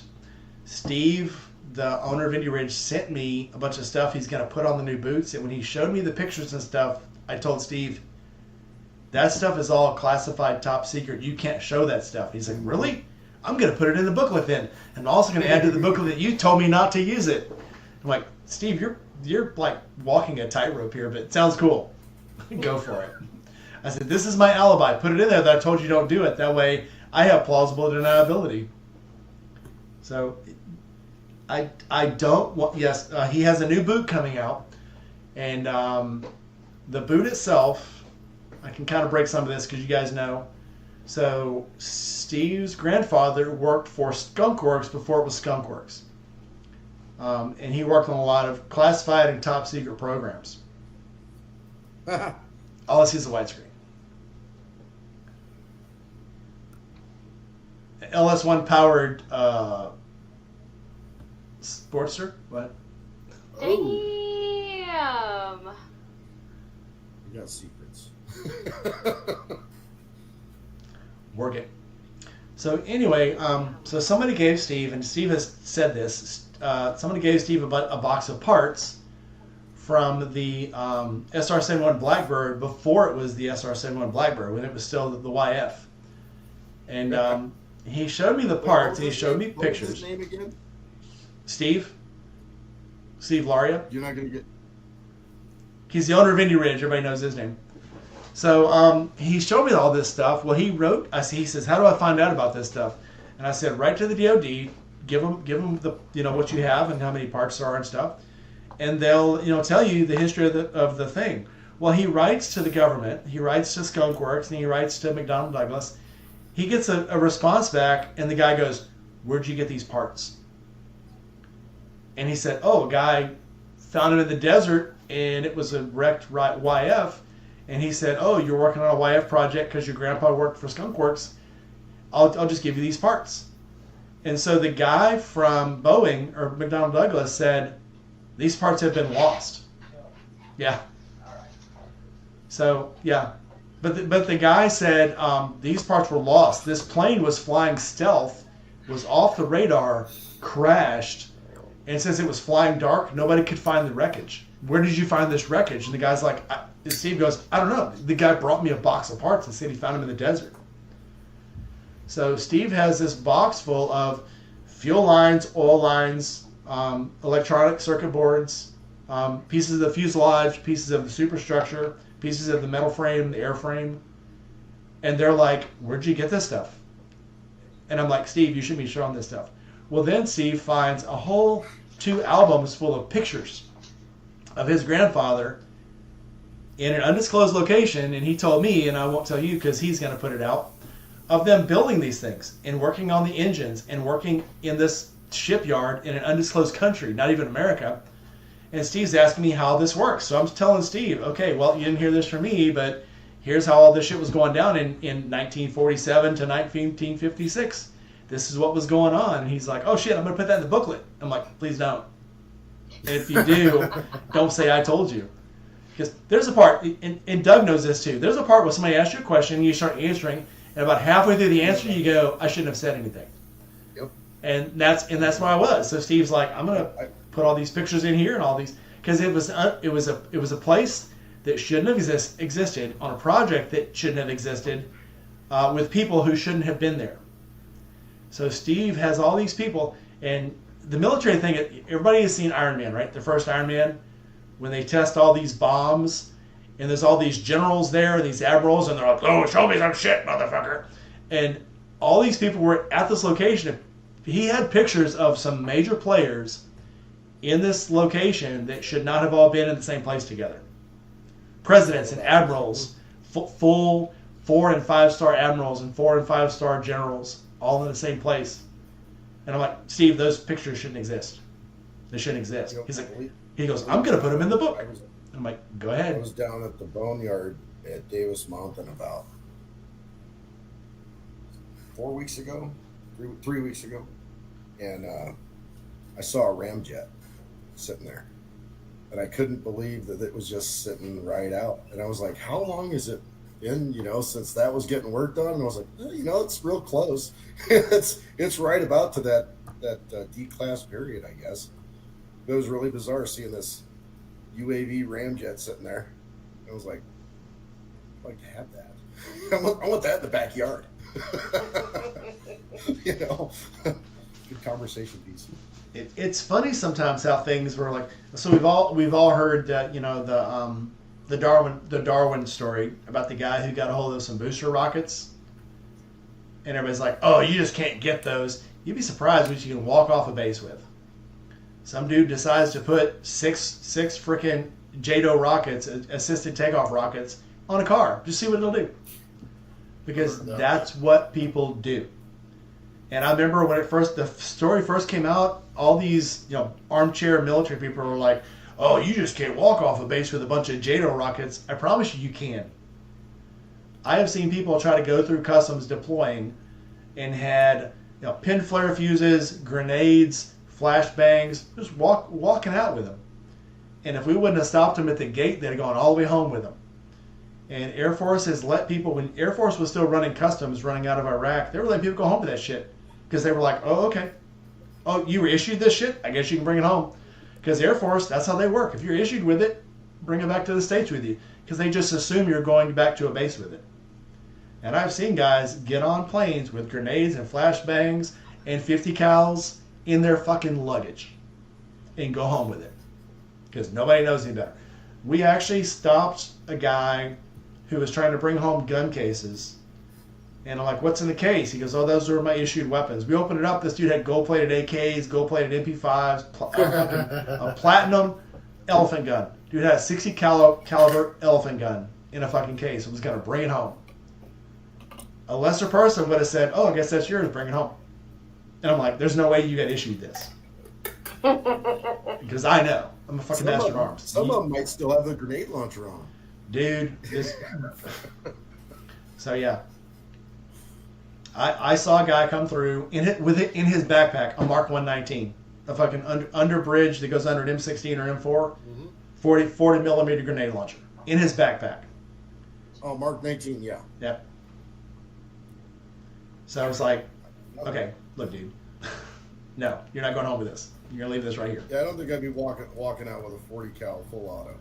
Or I'm sorry, not 40 cal, 40 millimeter full auto. No. But dudes no. Walk out with that shit.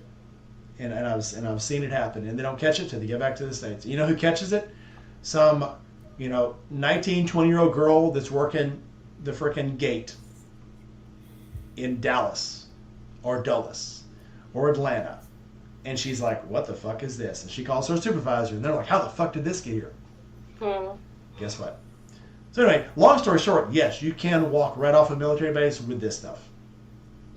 And if you play it smart, nobody will ever catch it. Nobody will ever know. Nobody will ever know. Just make sure when you get back, you have somebody that's an importer etch a number on for you. From what I've heard, allegedly. Allegedly. So yeah, the stories I could tell, but I shouldn't. So there we are. Anyway, hey everybody. Okay, Biker Girl, I know you've rode through some. Here, buddy, let's change the subject.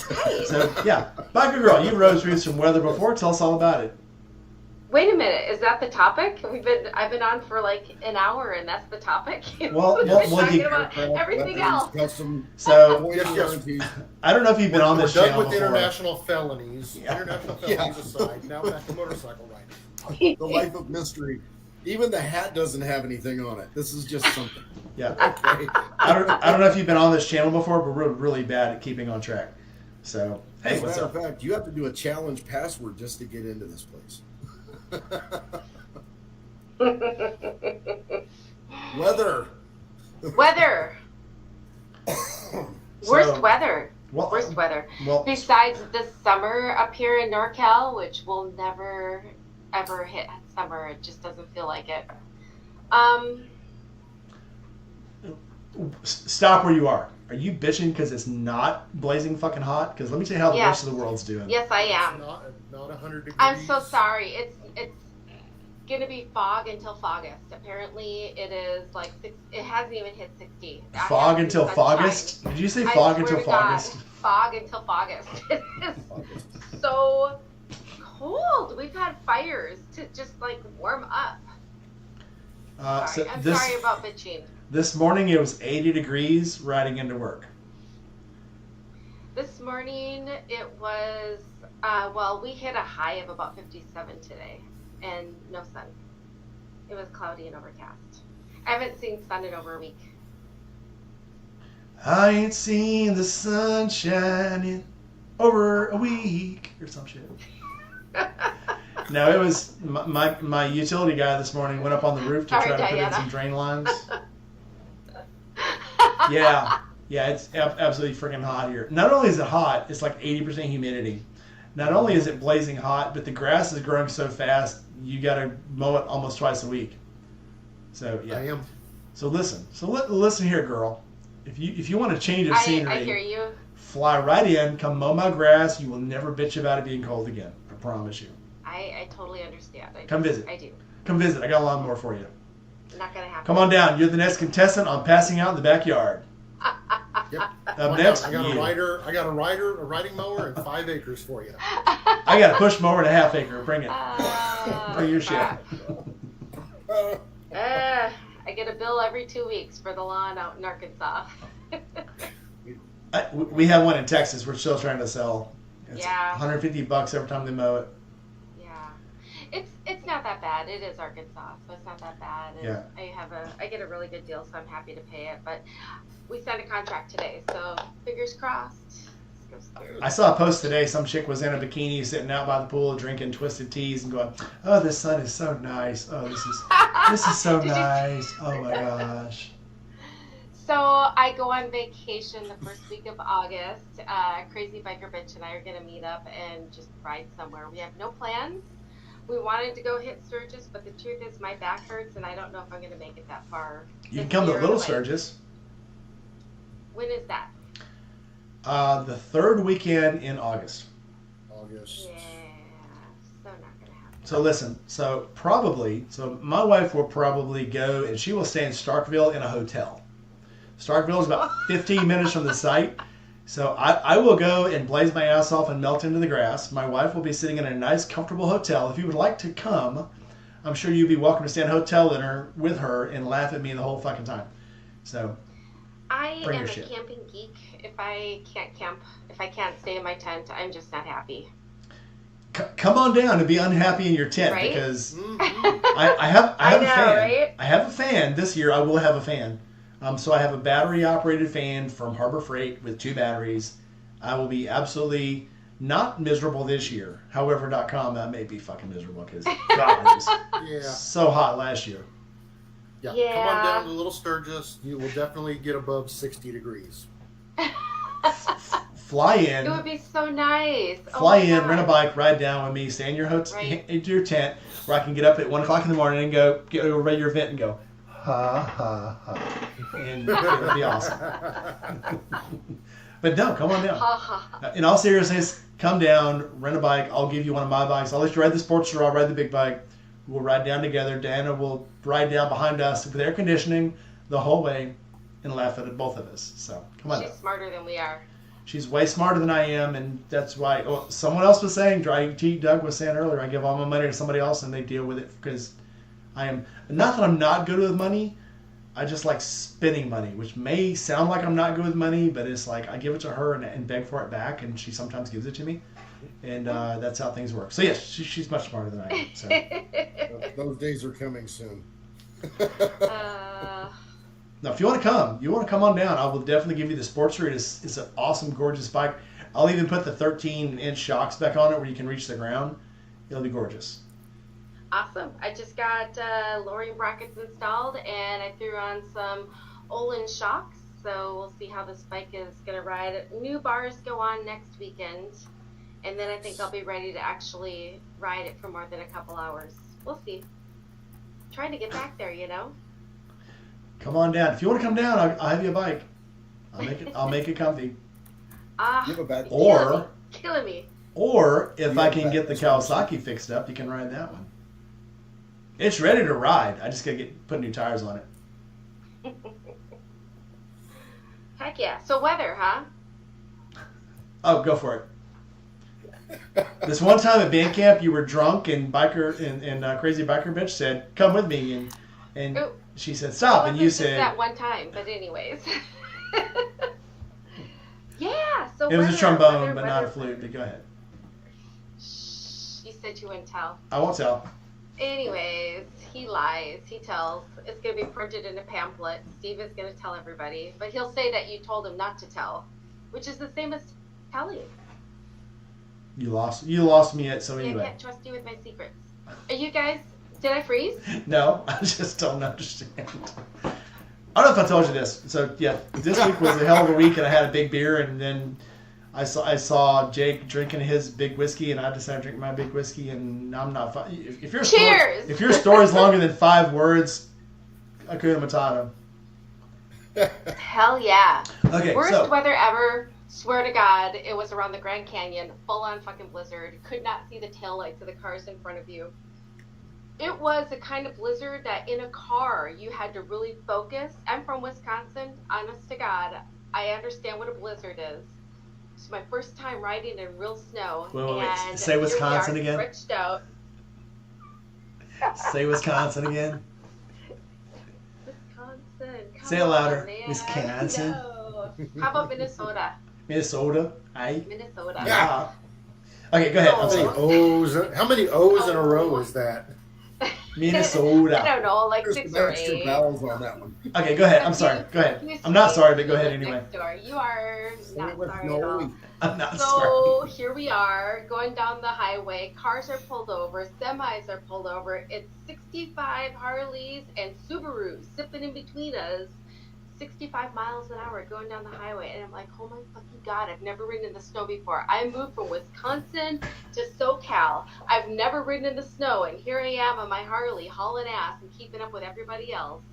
That was probably the worst storm I have ever ridden through. I learned a lot about my bike that day. I got a lot more faith in my bike. I got a little more faith in me. And it made me push myself out of my comfort zone a little bit more. Am I saying O's again? What's going on? I'm waiting for you to say Subaru again. Oh my God, those damn Subarus. They're like in Subaru. between all of us. They were splitting lanes. They're like these Harleys. Anyways, it was really cool. Since then, I've ridden in the snow. I will not ride on ice. I'm too short for that shit. And other than that, a lot of rain. I don't mind the rain. I don't mind the rain at all. If you're gonna come visit me, fair warning, fair warning. Here's your You disclaimer. bring the rain. It's going It's to rain. gonna rain. It's It is going to gonna rain if you come. I'm just gonna. Do you see the little title? Do you see the title? It's gonna rain. Well, 2023 was the year of rain for me, and I think I had like 2 trips that did not have rain the entire year. That was it. I know. Feel bad for me. I put out a lot of miles that year. No. I took the whole year off and I rode, so it was. I can't complain too much. Say Subaru again. I can't help it. No, it's fine. It's So fine. you want to know? You want to know when I realized that people from the Midwest, Minnesota, and Wisconsin had an accent, because I would have swore that we do not have an accent. And I was using my cell phone and I was doing voice to text, and I said, "Well, about that," and it About. wrote out about About. a boat, like About. on water. About. About. I was like, "Oh shit, we do sound like that. We sound like Fargo," you know. Best movie ever. I'll let you be my friend Mike. It was, right? that was, and I still think about that and still laugh when I think about it. When she's like, "Oh, this is my friend Mike. He has a really strong accent. Don't make fun of it." Oh, okay. Comes up to the Chinese dude. "This is my friend Mike. Hey there, what you doing there? Hey, all right, hey, yeah." He's like, "Oh, what?" It's a real thing. It's a real thing. And then the 2 Valley Girls. Best movie ever. Yeah. I love that movie. That was a Yeah. real thing too. Oh yeah. If you haven't spent time out in SoCal, and I ran a small business, people would leave orders for deliveries on the answering machine, and I would pick it up, and they all sound identical. "This is Jennifer, and I need to place an order, and so I really want that good hay, the good hay. You know which kind of hay, the one that I always get. I don't know what it is. The hay kind hay. that I always get. You know what I get. So anyway, okay. If you have any questions, just okay. So give me a call. Bye now." I mean, they're so nice, but they sound identical. Sorry, SoCal. I don't know if you guys ever watched Square Pegs. And Doug's probably old enough. I don't know if you're. It was a show that was on like in the late 70s, early 80s, and it had Sarah Jessica Parker. And they played nerd girls that were square pegs. And the song was a bunch of Valley girls singing, "I'd like it if they like us, but I don't think they like us." And I fell in love with Sarah Jessica Parker way back then. And then, of course, she was in L.A. Story, where she played a Valley girl. And I fell in love with her even more. But that's, has everybody here watched L.A. Story with Steve Martin and Sarah Jessica Parker? Yeah. Where they're making out, and he's like, he grabs her boobs, and he goes, "Sandy, your breasts feel weird." And she goes, "Oh, that's because they're real." He's like, wow. I've never felt a real breast before. Every cliche thing about California is in that movie. It is too. But it's a great movie.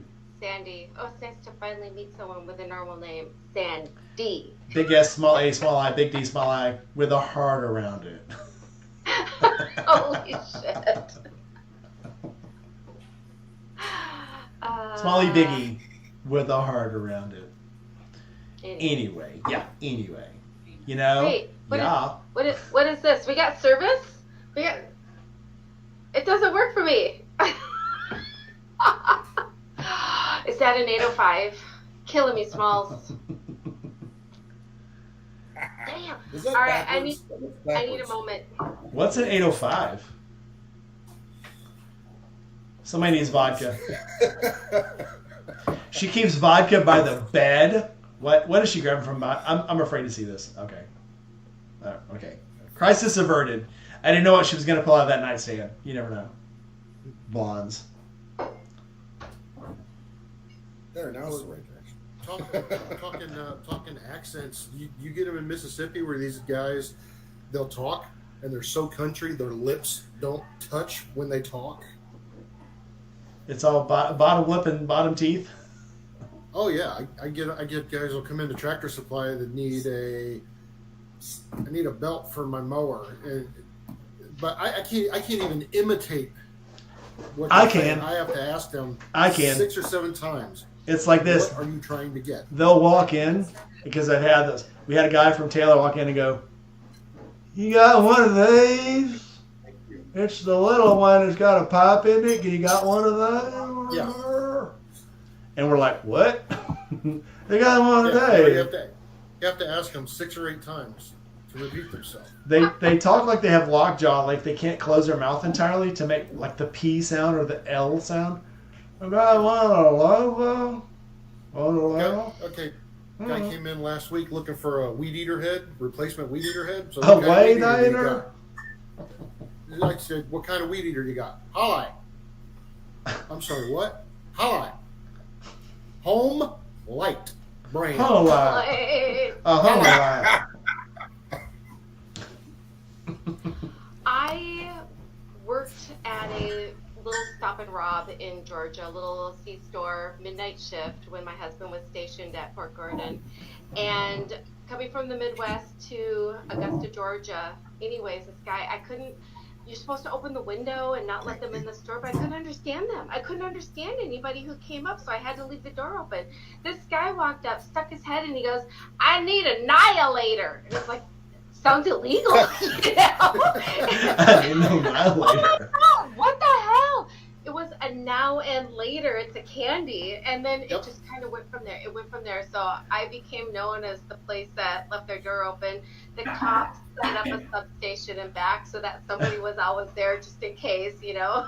It was something else. An Annihilator sounds like Annihilator. that sounds like an alien invasion adult toy. Oh, that was okay. What wasn't that? What was the movie?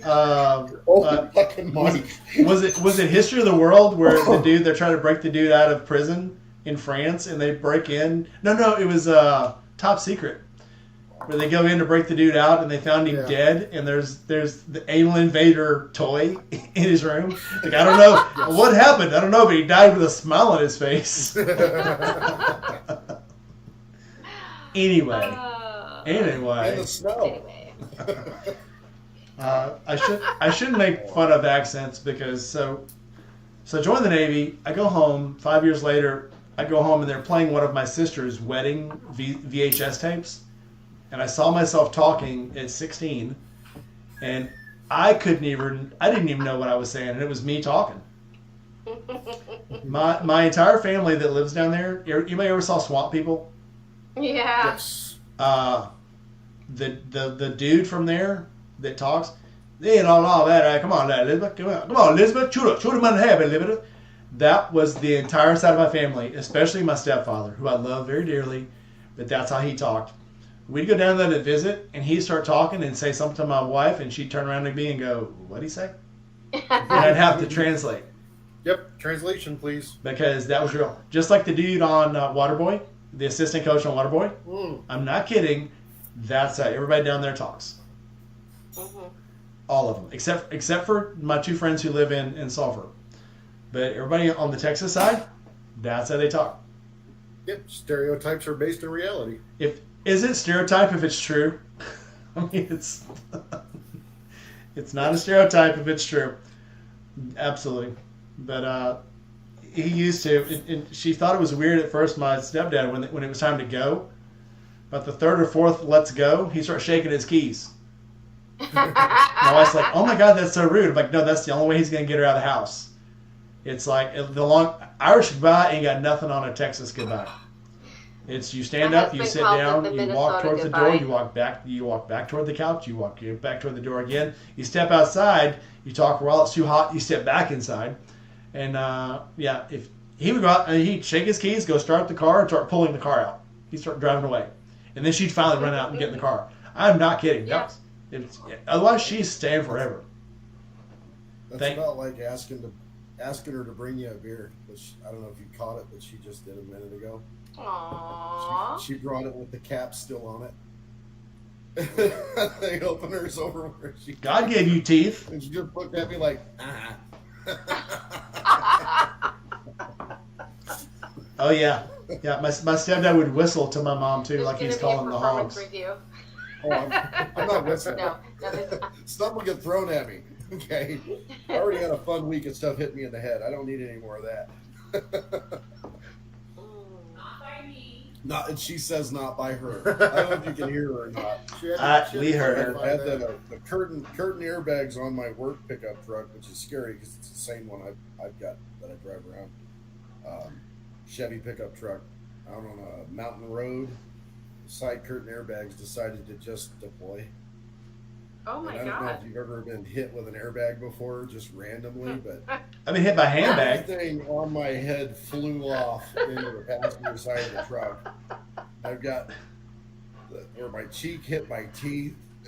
Oh no. This side of my jaw's killing me, and I'm going, "What the hell just happened?" Did you just get your teeth fixed too?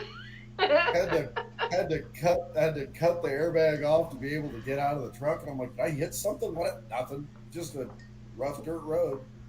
And so I get up, I get up to the top. I've got a whole crew of guys waiting on me. I've got a contractor and a bunch of subs up there, and they're like, "You're running behind today," and I was like, "Yeah, it's Doug luck. It's what happens. Yeah, just have Doug luck." And they're like, "Are those airbags deployed in your truck?" I said, "Just the curtains, not the steering wheel, thank God."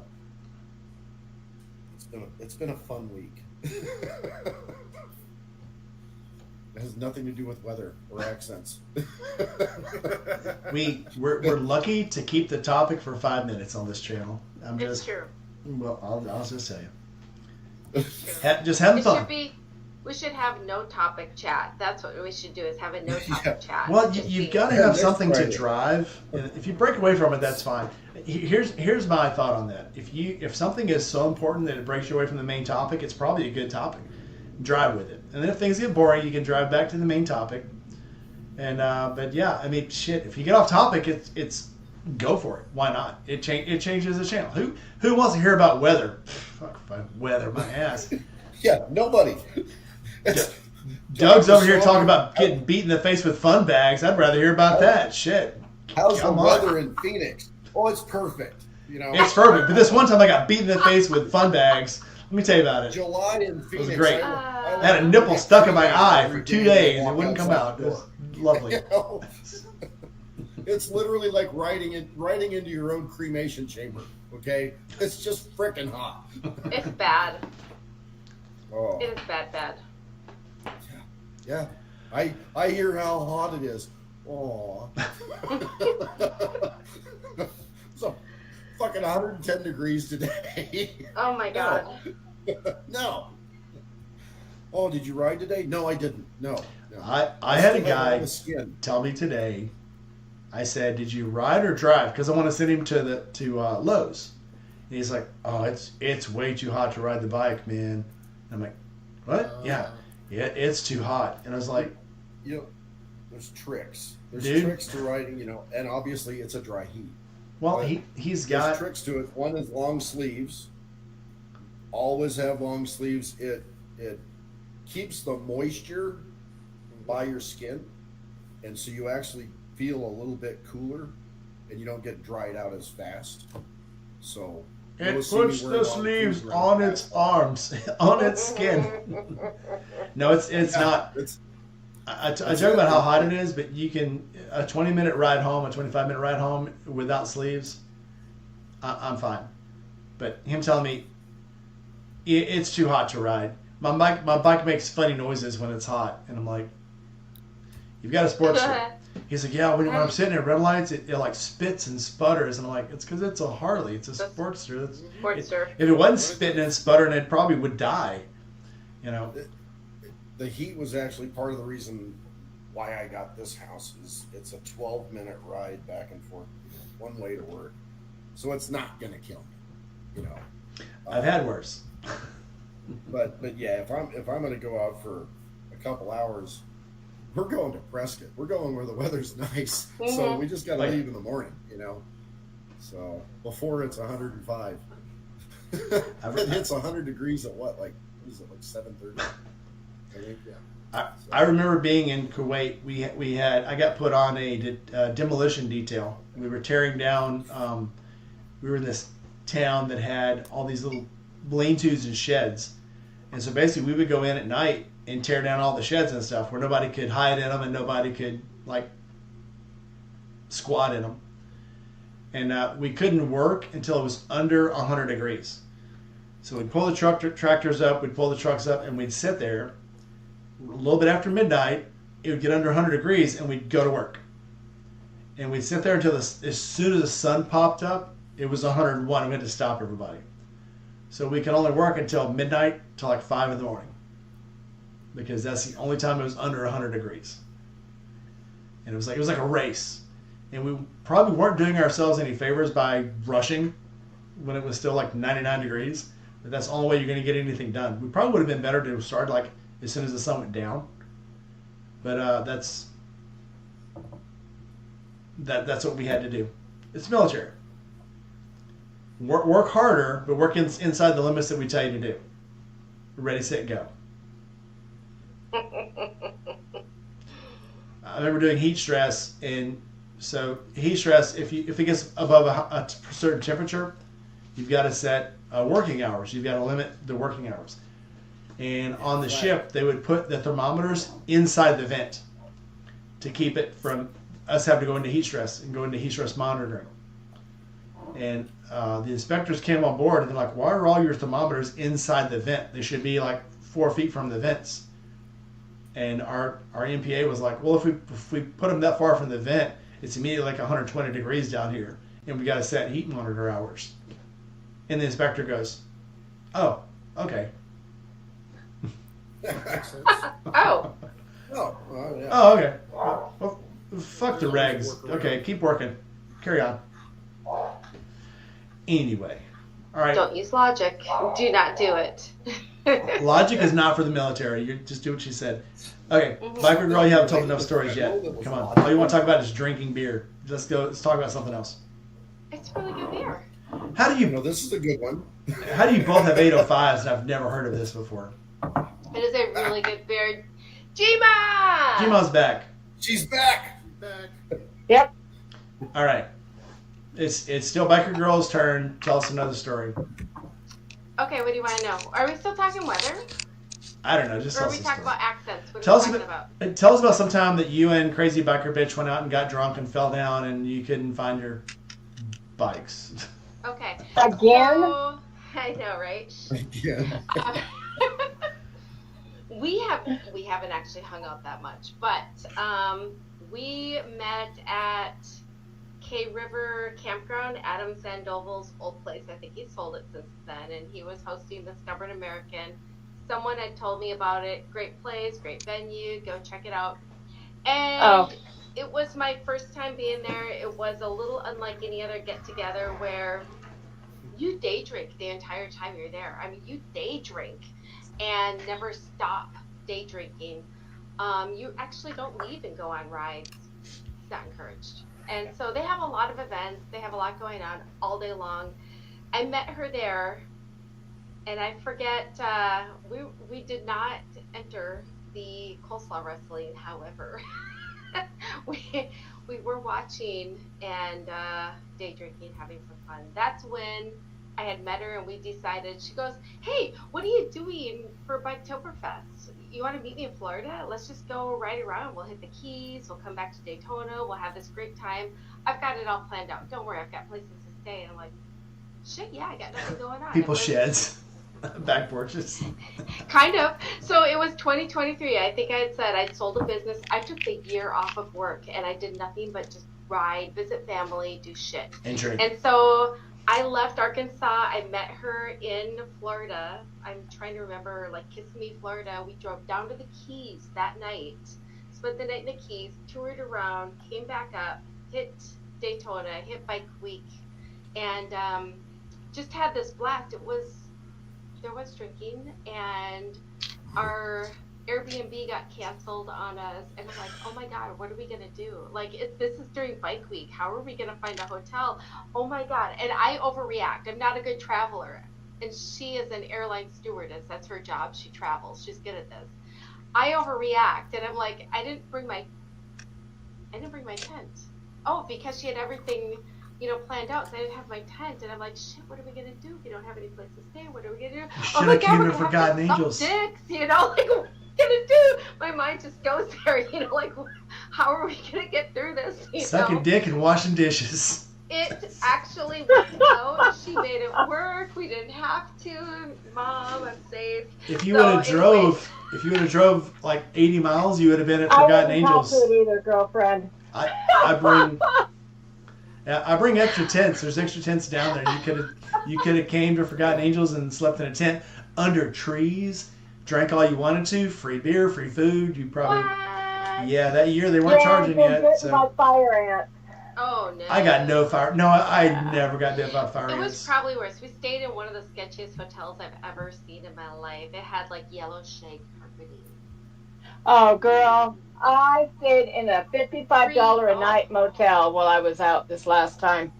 Yeah. Let me tell you, worst mistaken judgment I'd had in a quick minute.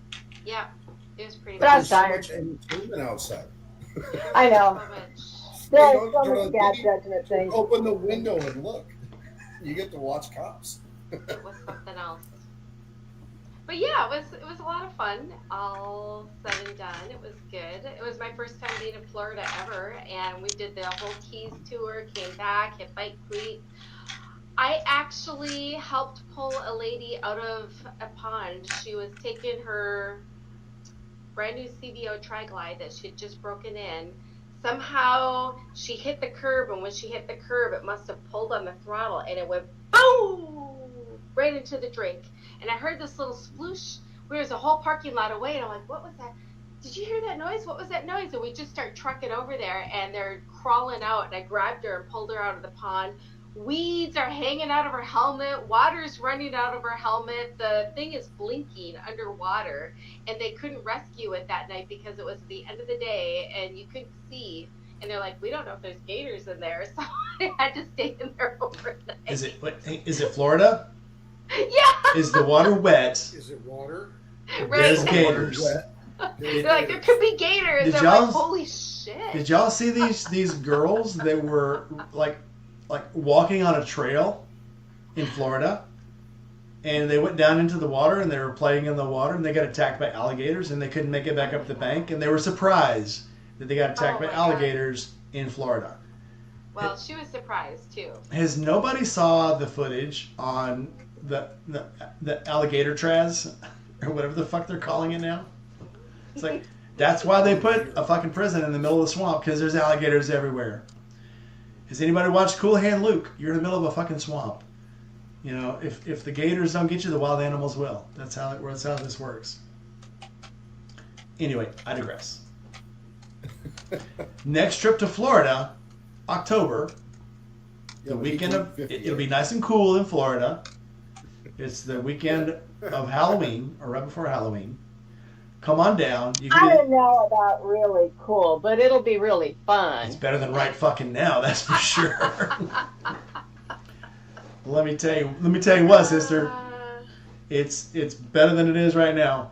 Again, it's never like stupid hot down there. I mean, I'm in Mississippi where it's 80% humidity all the time and 95 degrees. In October, the high is usually around 80. The lows are. It's been a little chilly at night there. I think one night we were there, it got down to 46 degrees. I had to do some extra cuddling in the tent, but and my wife was there, so it wasn't one of these weird things like the CEO at the Coldplay concert. Yeah. So it was. Yeah.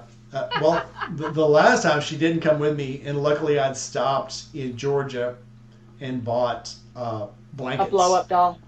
Blankets, G-Ma. Jesus Christ.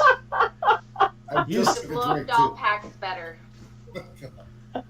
Blow-up doll does pack more easily. What packs? Nothing. What? and then. Admit it, you missed me. I do miss you. Yes. But yeah. Anyway. And then this happened. Yeah. Yeah, stuff. Oh yeah. So when I got to Silverton, Colorado this last trip, I got to ride the $1 Million Highway, which is pretty fucking cool. But by the time I got up to Silverton, I was a little bit altitude sick, so I blasted up to the Harley shop, which is apparently the highest Harley shop in the world or something. But so I get up there. The highest That's what is in Colorado. altitude-wise. Why am I not Yeah. surprised that the highest Harley dealership is know. in Colorado? I'm just. So I bought the t-shirt. But anyway, that's not the point I'm trying to get to. So I'm getting off my bike, and so I get this phone call from home, and I know it's 253, so I know it's from home. So I'm like, I don't know this person, but I'm like, okay, what the hell? I answered it anyway because I'm sociable. And so this lady's like, is your dog supposed to be out walking by himself? And I'm like, not that I know of. Well, unbeknownst to me, of course, my dog had escaped from my yard. Luckily, I insist on him wearing his cute little collar with his name and his phone number on it. And so she's like, I see you walking him all the time, and I just thought you might want him back. I'm like, yeah. Well, there had been a whole lot of stuff going on around here where people had been hijacking dogs out of yards. So instantly in my head, I'm like, oh, fuck, somebody stole my dog. But no, they hadn't. He had actually gotten out, and she brought him back. And, you know, I don't know why I thought that I'd take that squirrel moment to tell you about that. But, yeah, that also happened on my last trip out. Oh my God. It was an eventful trip. Very eventful. Yeah. Aw. Yep. And on top of that, the cat had an asthma attack. So, Oh shit. yep. Yeah. It was an expensive trip in a lot of ways. But home now. You were the cat. You were the cat. Yeah. Okay. Yep. Dog ran away. Cat had asthma attack. Did the goldfish drown? I don't have any fish unless you're talking about fish sticks. I like fish sticks. Is that his name? Extra crispy. Oh, I love a fish stick sandwich. Oh, God, I'm hungry. I know. McDonald's, right? No. So the I love 'em. best fish sandwich used to be at Whataburger. Uh-huh. And the Whataburgers here absolutely suck. So Whataburger belongs only in Texas. You put it anywhere else, stop it. Stop your bullshit. Because they Okay. put two here. They put one in South Haven, one in Horn Lake, and they both suck. And Uh-huh. It's like, I'm absolutely convinced if you went in there and got a canned Dr. Pepper from this Whataburger, it would probably taste like piss. So it's like, you're fucking everything up. Stop it. Anyway, Whataburger has a great fish sandwich. Second to that probably would be Burger King, the big fish. And then McDonald's fish sandwich. Close third. However I you like go. McDonald's because it's always consistent. It's always the same level of smush that I'm used to. They don't give you enough cheese. It's like, the cheese is like this wide. Yeah.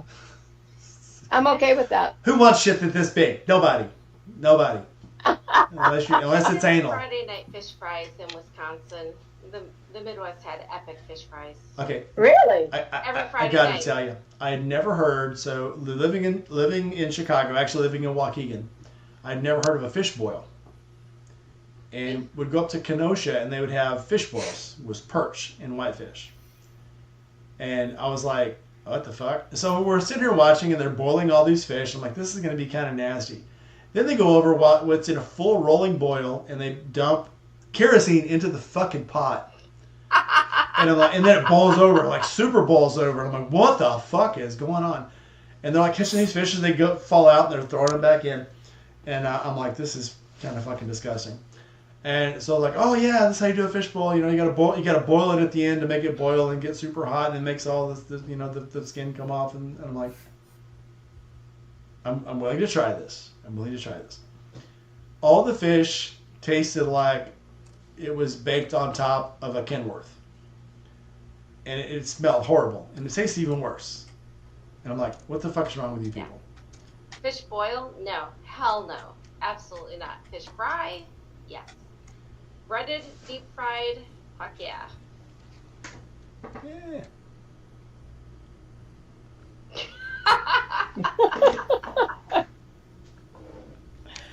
Okay, moving right along. What should we talk about now? I don't know. So biker. Okay, so out of all of us, so the next Forgotten Angels. I have broken down and decided to go. Gma's going. Jake? I should be there because that following Wednesday I have my youngest son's wedding Nice. up by Orlando, so I should be down there. Doug? Oh, that'll be cool. Doug, I will not wear a will onesie. we be seeing a brand new? You don't have to wear a I will onesie. not be Come forced to on. wear a onesie. Okay. The onesie is only for the breakfast ride, and you don't have to wear it. However, it's highly encouraged. It's optional. It's optional. Let me Participation in any of that stuff is optional. You want to ride to Florida in October? She said yeah, so Fuck I guess yeah. we're going. Nice. All right, She said so sure. biker girl, Yeah. What? No, I don't have time off. tell them to eat a bag of dicks. You're leaving, and you'll be back in Yeah. 5 days. Oh my god, I would love to, you guys, so bad. And I work for a really great place, don't get me wrong. And I love every single person. But it is cunty in there. It is a cunty little office. And there's nothing else on here. So here's my plan. I'm gonna win the lottery, give all my friends Don't jobs, worry. and then we all It's take on off the internet. to go They down to won't Florida. see this. I know, they won't see this Yeah, at they'll all. never hear this. We keep losing 2 people in an office of 6. We keep losing 2 people like a year. Huh. And I've only been there a year. We keep losing 2 people over and over and over. Shit, I've fired more people than that in the last 3 months. Hey, can I buy worked a in an business? insurance office, and they were such a bunch of bitches. Oh, I need to buy a business to get her Exactly. some time off. Every single one of them, like, I would like them individually, but I just don't enjoy working there. But I've I worked just for don't myself like before. women. It's hard. Right? We need a man in there. We need just, like, some stability, Yeah. but no nonsense. But the Yeah. guys in Northern California, so the guys are worse. Ooh, she said yeah. Don't hate.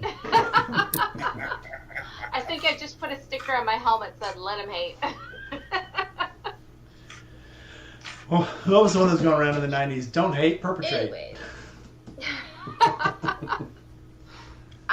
Let me know when it is. If I can score a little time off, maybe I can fly out or something. If you can fly down there, cool. If you can fly and meet us here, I'll give you the Sportster. Now you don't want to ride the Sportster that far. If you can ride in for it ain't that far. from here it's 13 hours. That's not bad.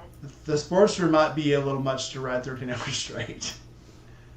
I'll take It well. is October 23rd through October 26th.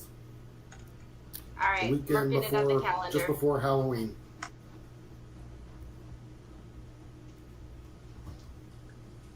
All right.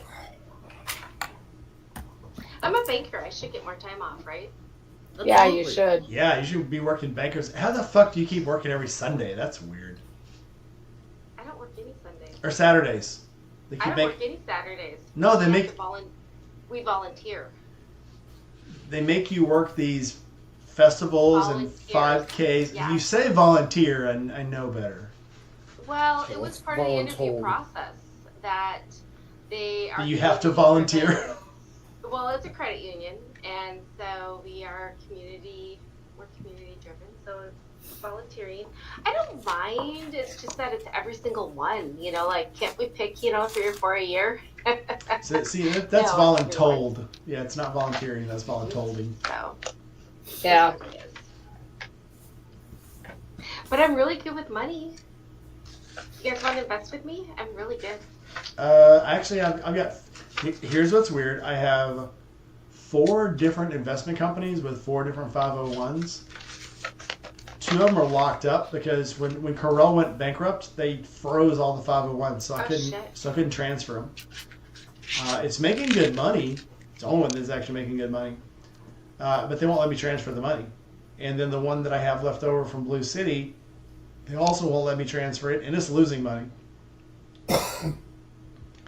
However, the other one I had from the steel mill. Well, it's a tax write-off, so don't forget that.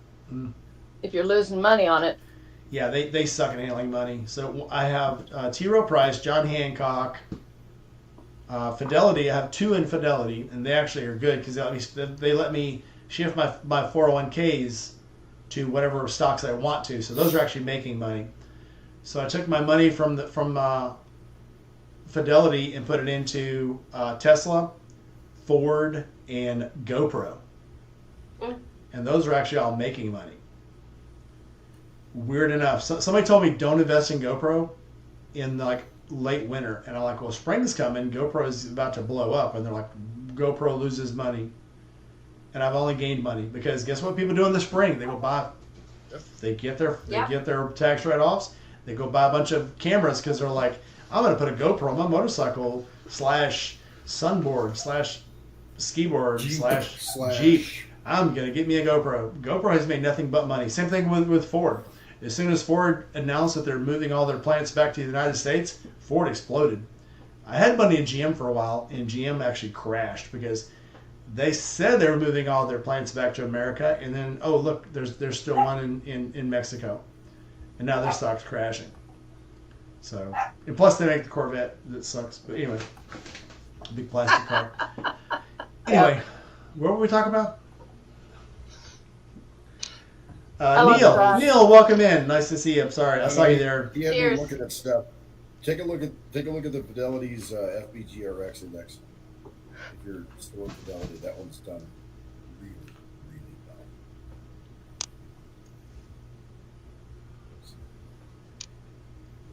well. I still have a bunch of money in the FedEx. I didn't transfer that one.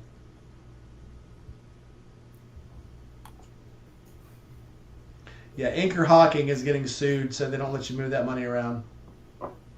The First Trust Dow Jones Index Fund, that one's gone up like 32%.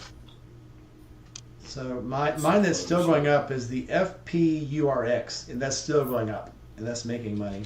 FP or FB? FPURX. That one's still going straight up.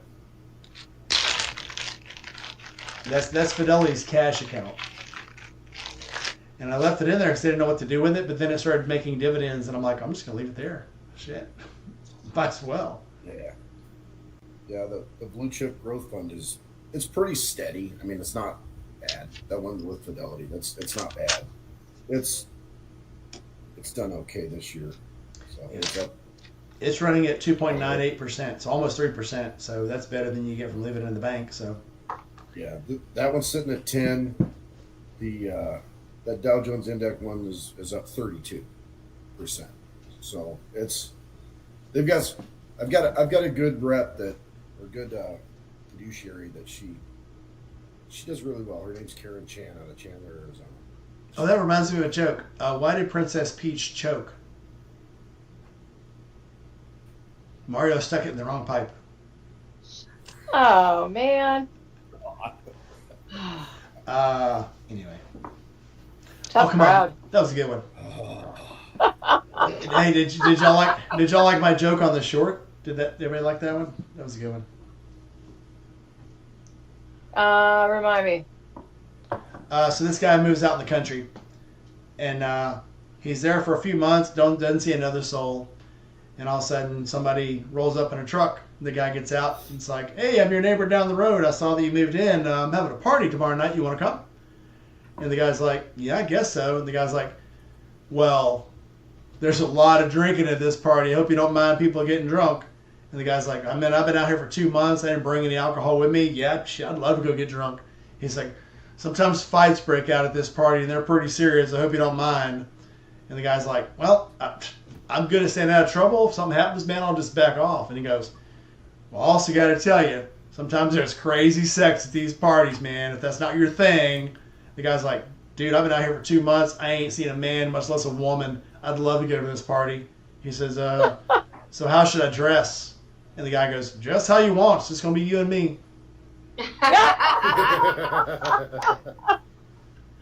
Ooh. Oh, shit. No. What?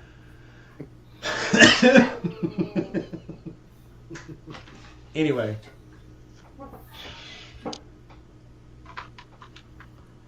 Wait a minute. Oh. Okay.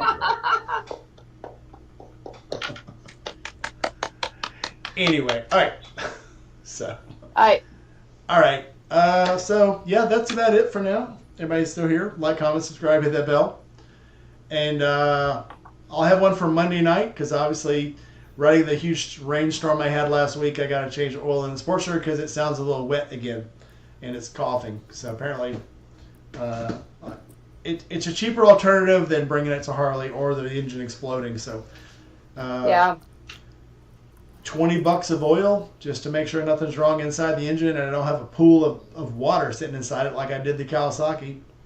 Cheap maintenance. Yeah, $20 of oil, $4,000 engine. Yeah, that's not hard to figure out. So like, comment, subscribe, hit that bell. If you guys haven't seen, look down below. There's t-shirts, mugs, coffee cups. Already say coffee cups. All this shit's down there. All right, guys. Let's see. All the shit. Well, there's tons of shit. There's apron. Gma actually has 2 designs in my shop. 2? Yeah. Yep. One says, Wow. I ride my bike, I don't worship it. And the other one says, I ride my bike, I don't wash it. So They're both very close. you can get that in a t-shirt, a coffee cup, a mug, whatever you want, and a water bottle even. So let's see. Ooh. Let's go out with the porn music again. Might as well.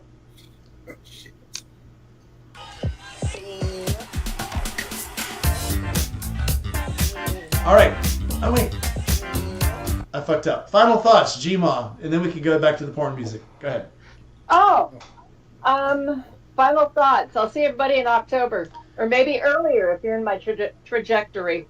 The trajectory. Trajectory. I'll check my purview. Okay, that's it. Biker girl. Next thought. Final thoughts? I want to have a design in your shop for sale. Make me a design. I'll put it in the shop, I will. and I will take all the money. I mean, I will give you credit. Take all the Hey, credit, huh? I didn't know we could do that. I want to put something in the shop for sale. Okay, put it in the shop. Okay, cool. Let me know. I'll get back with you on that. Doug.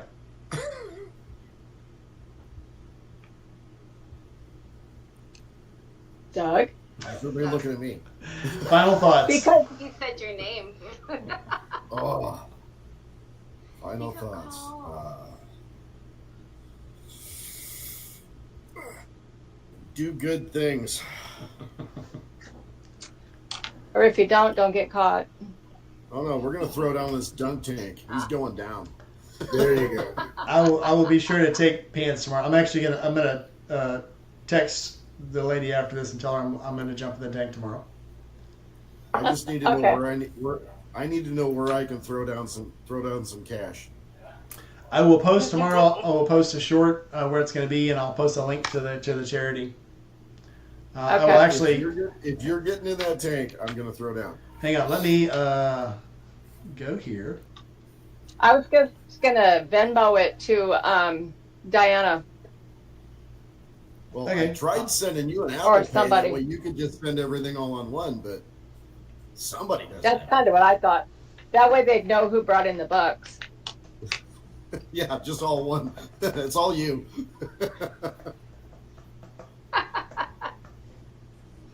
Mhm. I will put a link. I'll send Gma. I'll call you in a few minutes. I'll send it to you, but don't tell them how much of it's mine. you can just take credit for all of it. Tell them I gave like $5. No, I just wanted Rainey to get credit for all of it. You know, for Oh, the yeah, fundraising efforts. Yeah, Oh yeah, there you go. yeah. All right, I will post a link and put it down in the comments. I'm having problems with adulting right now. I hate So- when adulting doesn't work. Yeah, and I'll post it on Facebook. So, Okay. all right, Jake, All final right. thoughts. Final thoughts. Go out and do some riding. Ride across the street, ride across the county, ride across the state. We'll put down some miles. Be careful. Yep. And always from me, if you can be anything, be nice. Unless it's somebody you don't like, then fuck them or whatever. Anyway. So yeah, like, comment, subscribe, hit that bell. Let's listen to some porn music. Yay! I should have said buy the bike of all the times in my life. Buy the bike. What- By the yeah. bike. You should Ride have. the bike. That was a perfect moment. Damn it. Yeah, that's it. It's gone now. All right, guys. I will see you in the next chat, and come in Monday night, and we will watch a video together. Me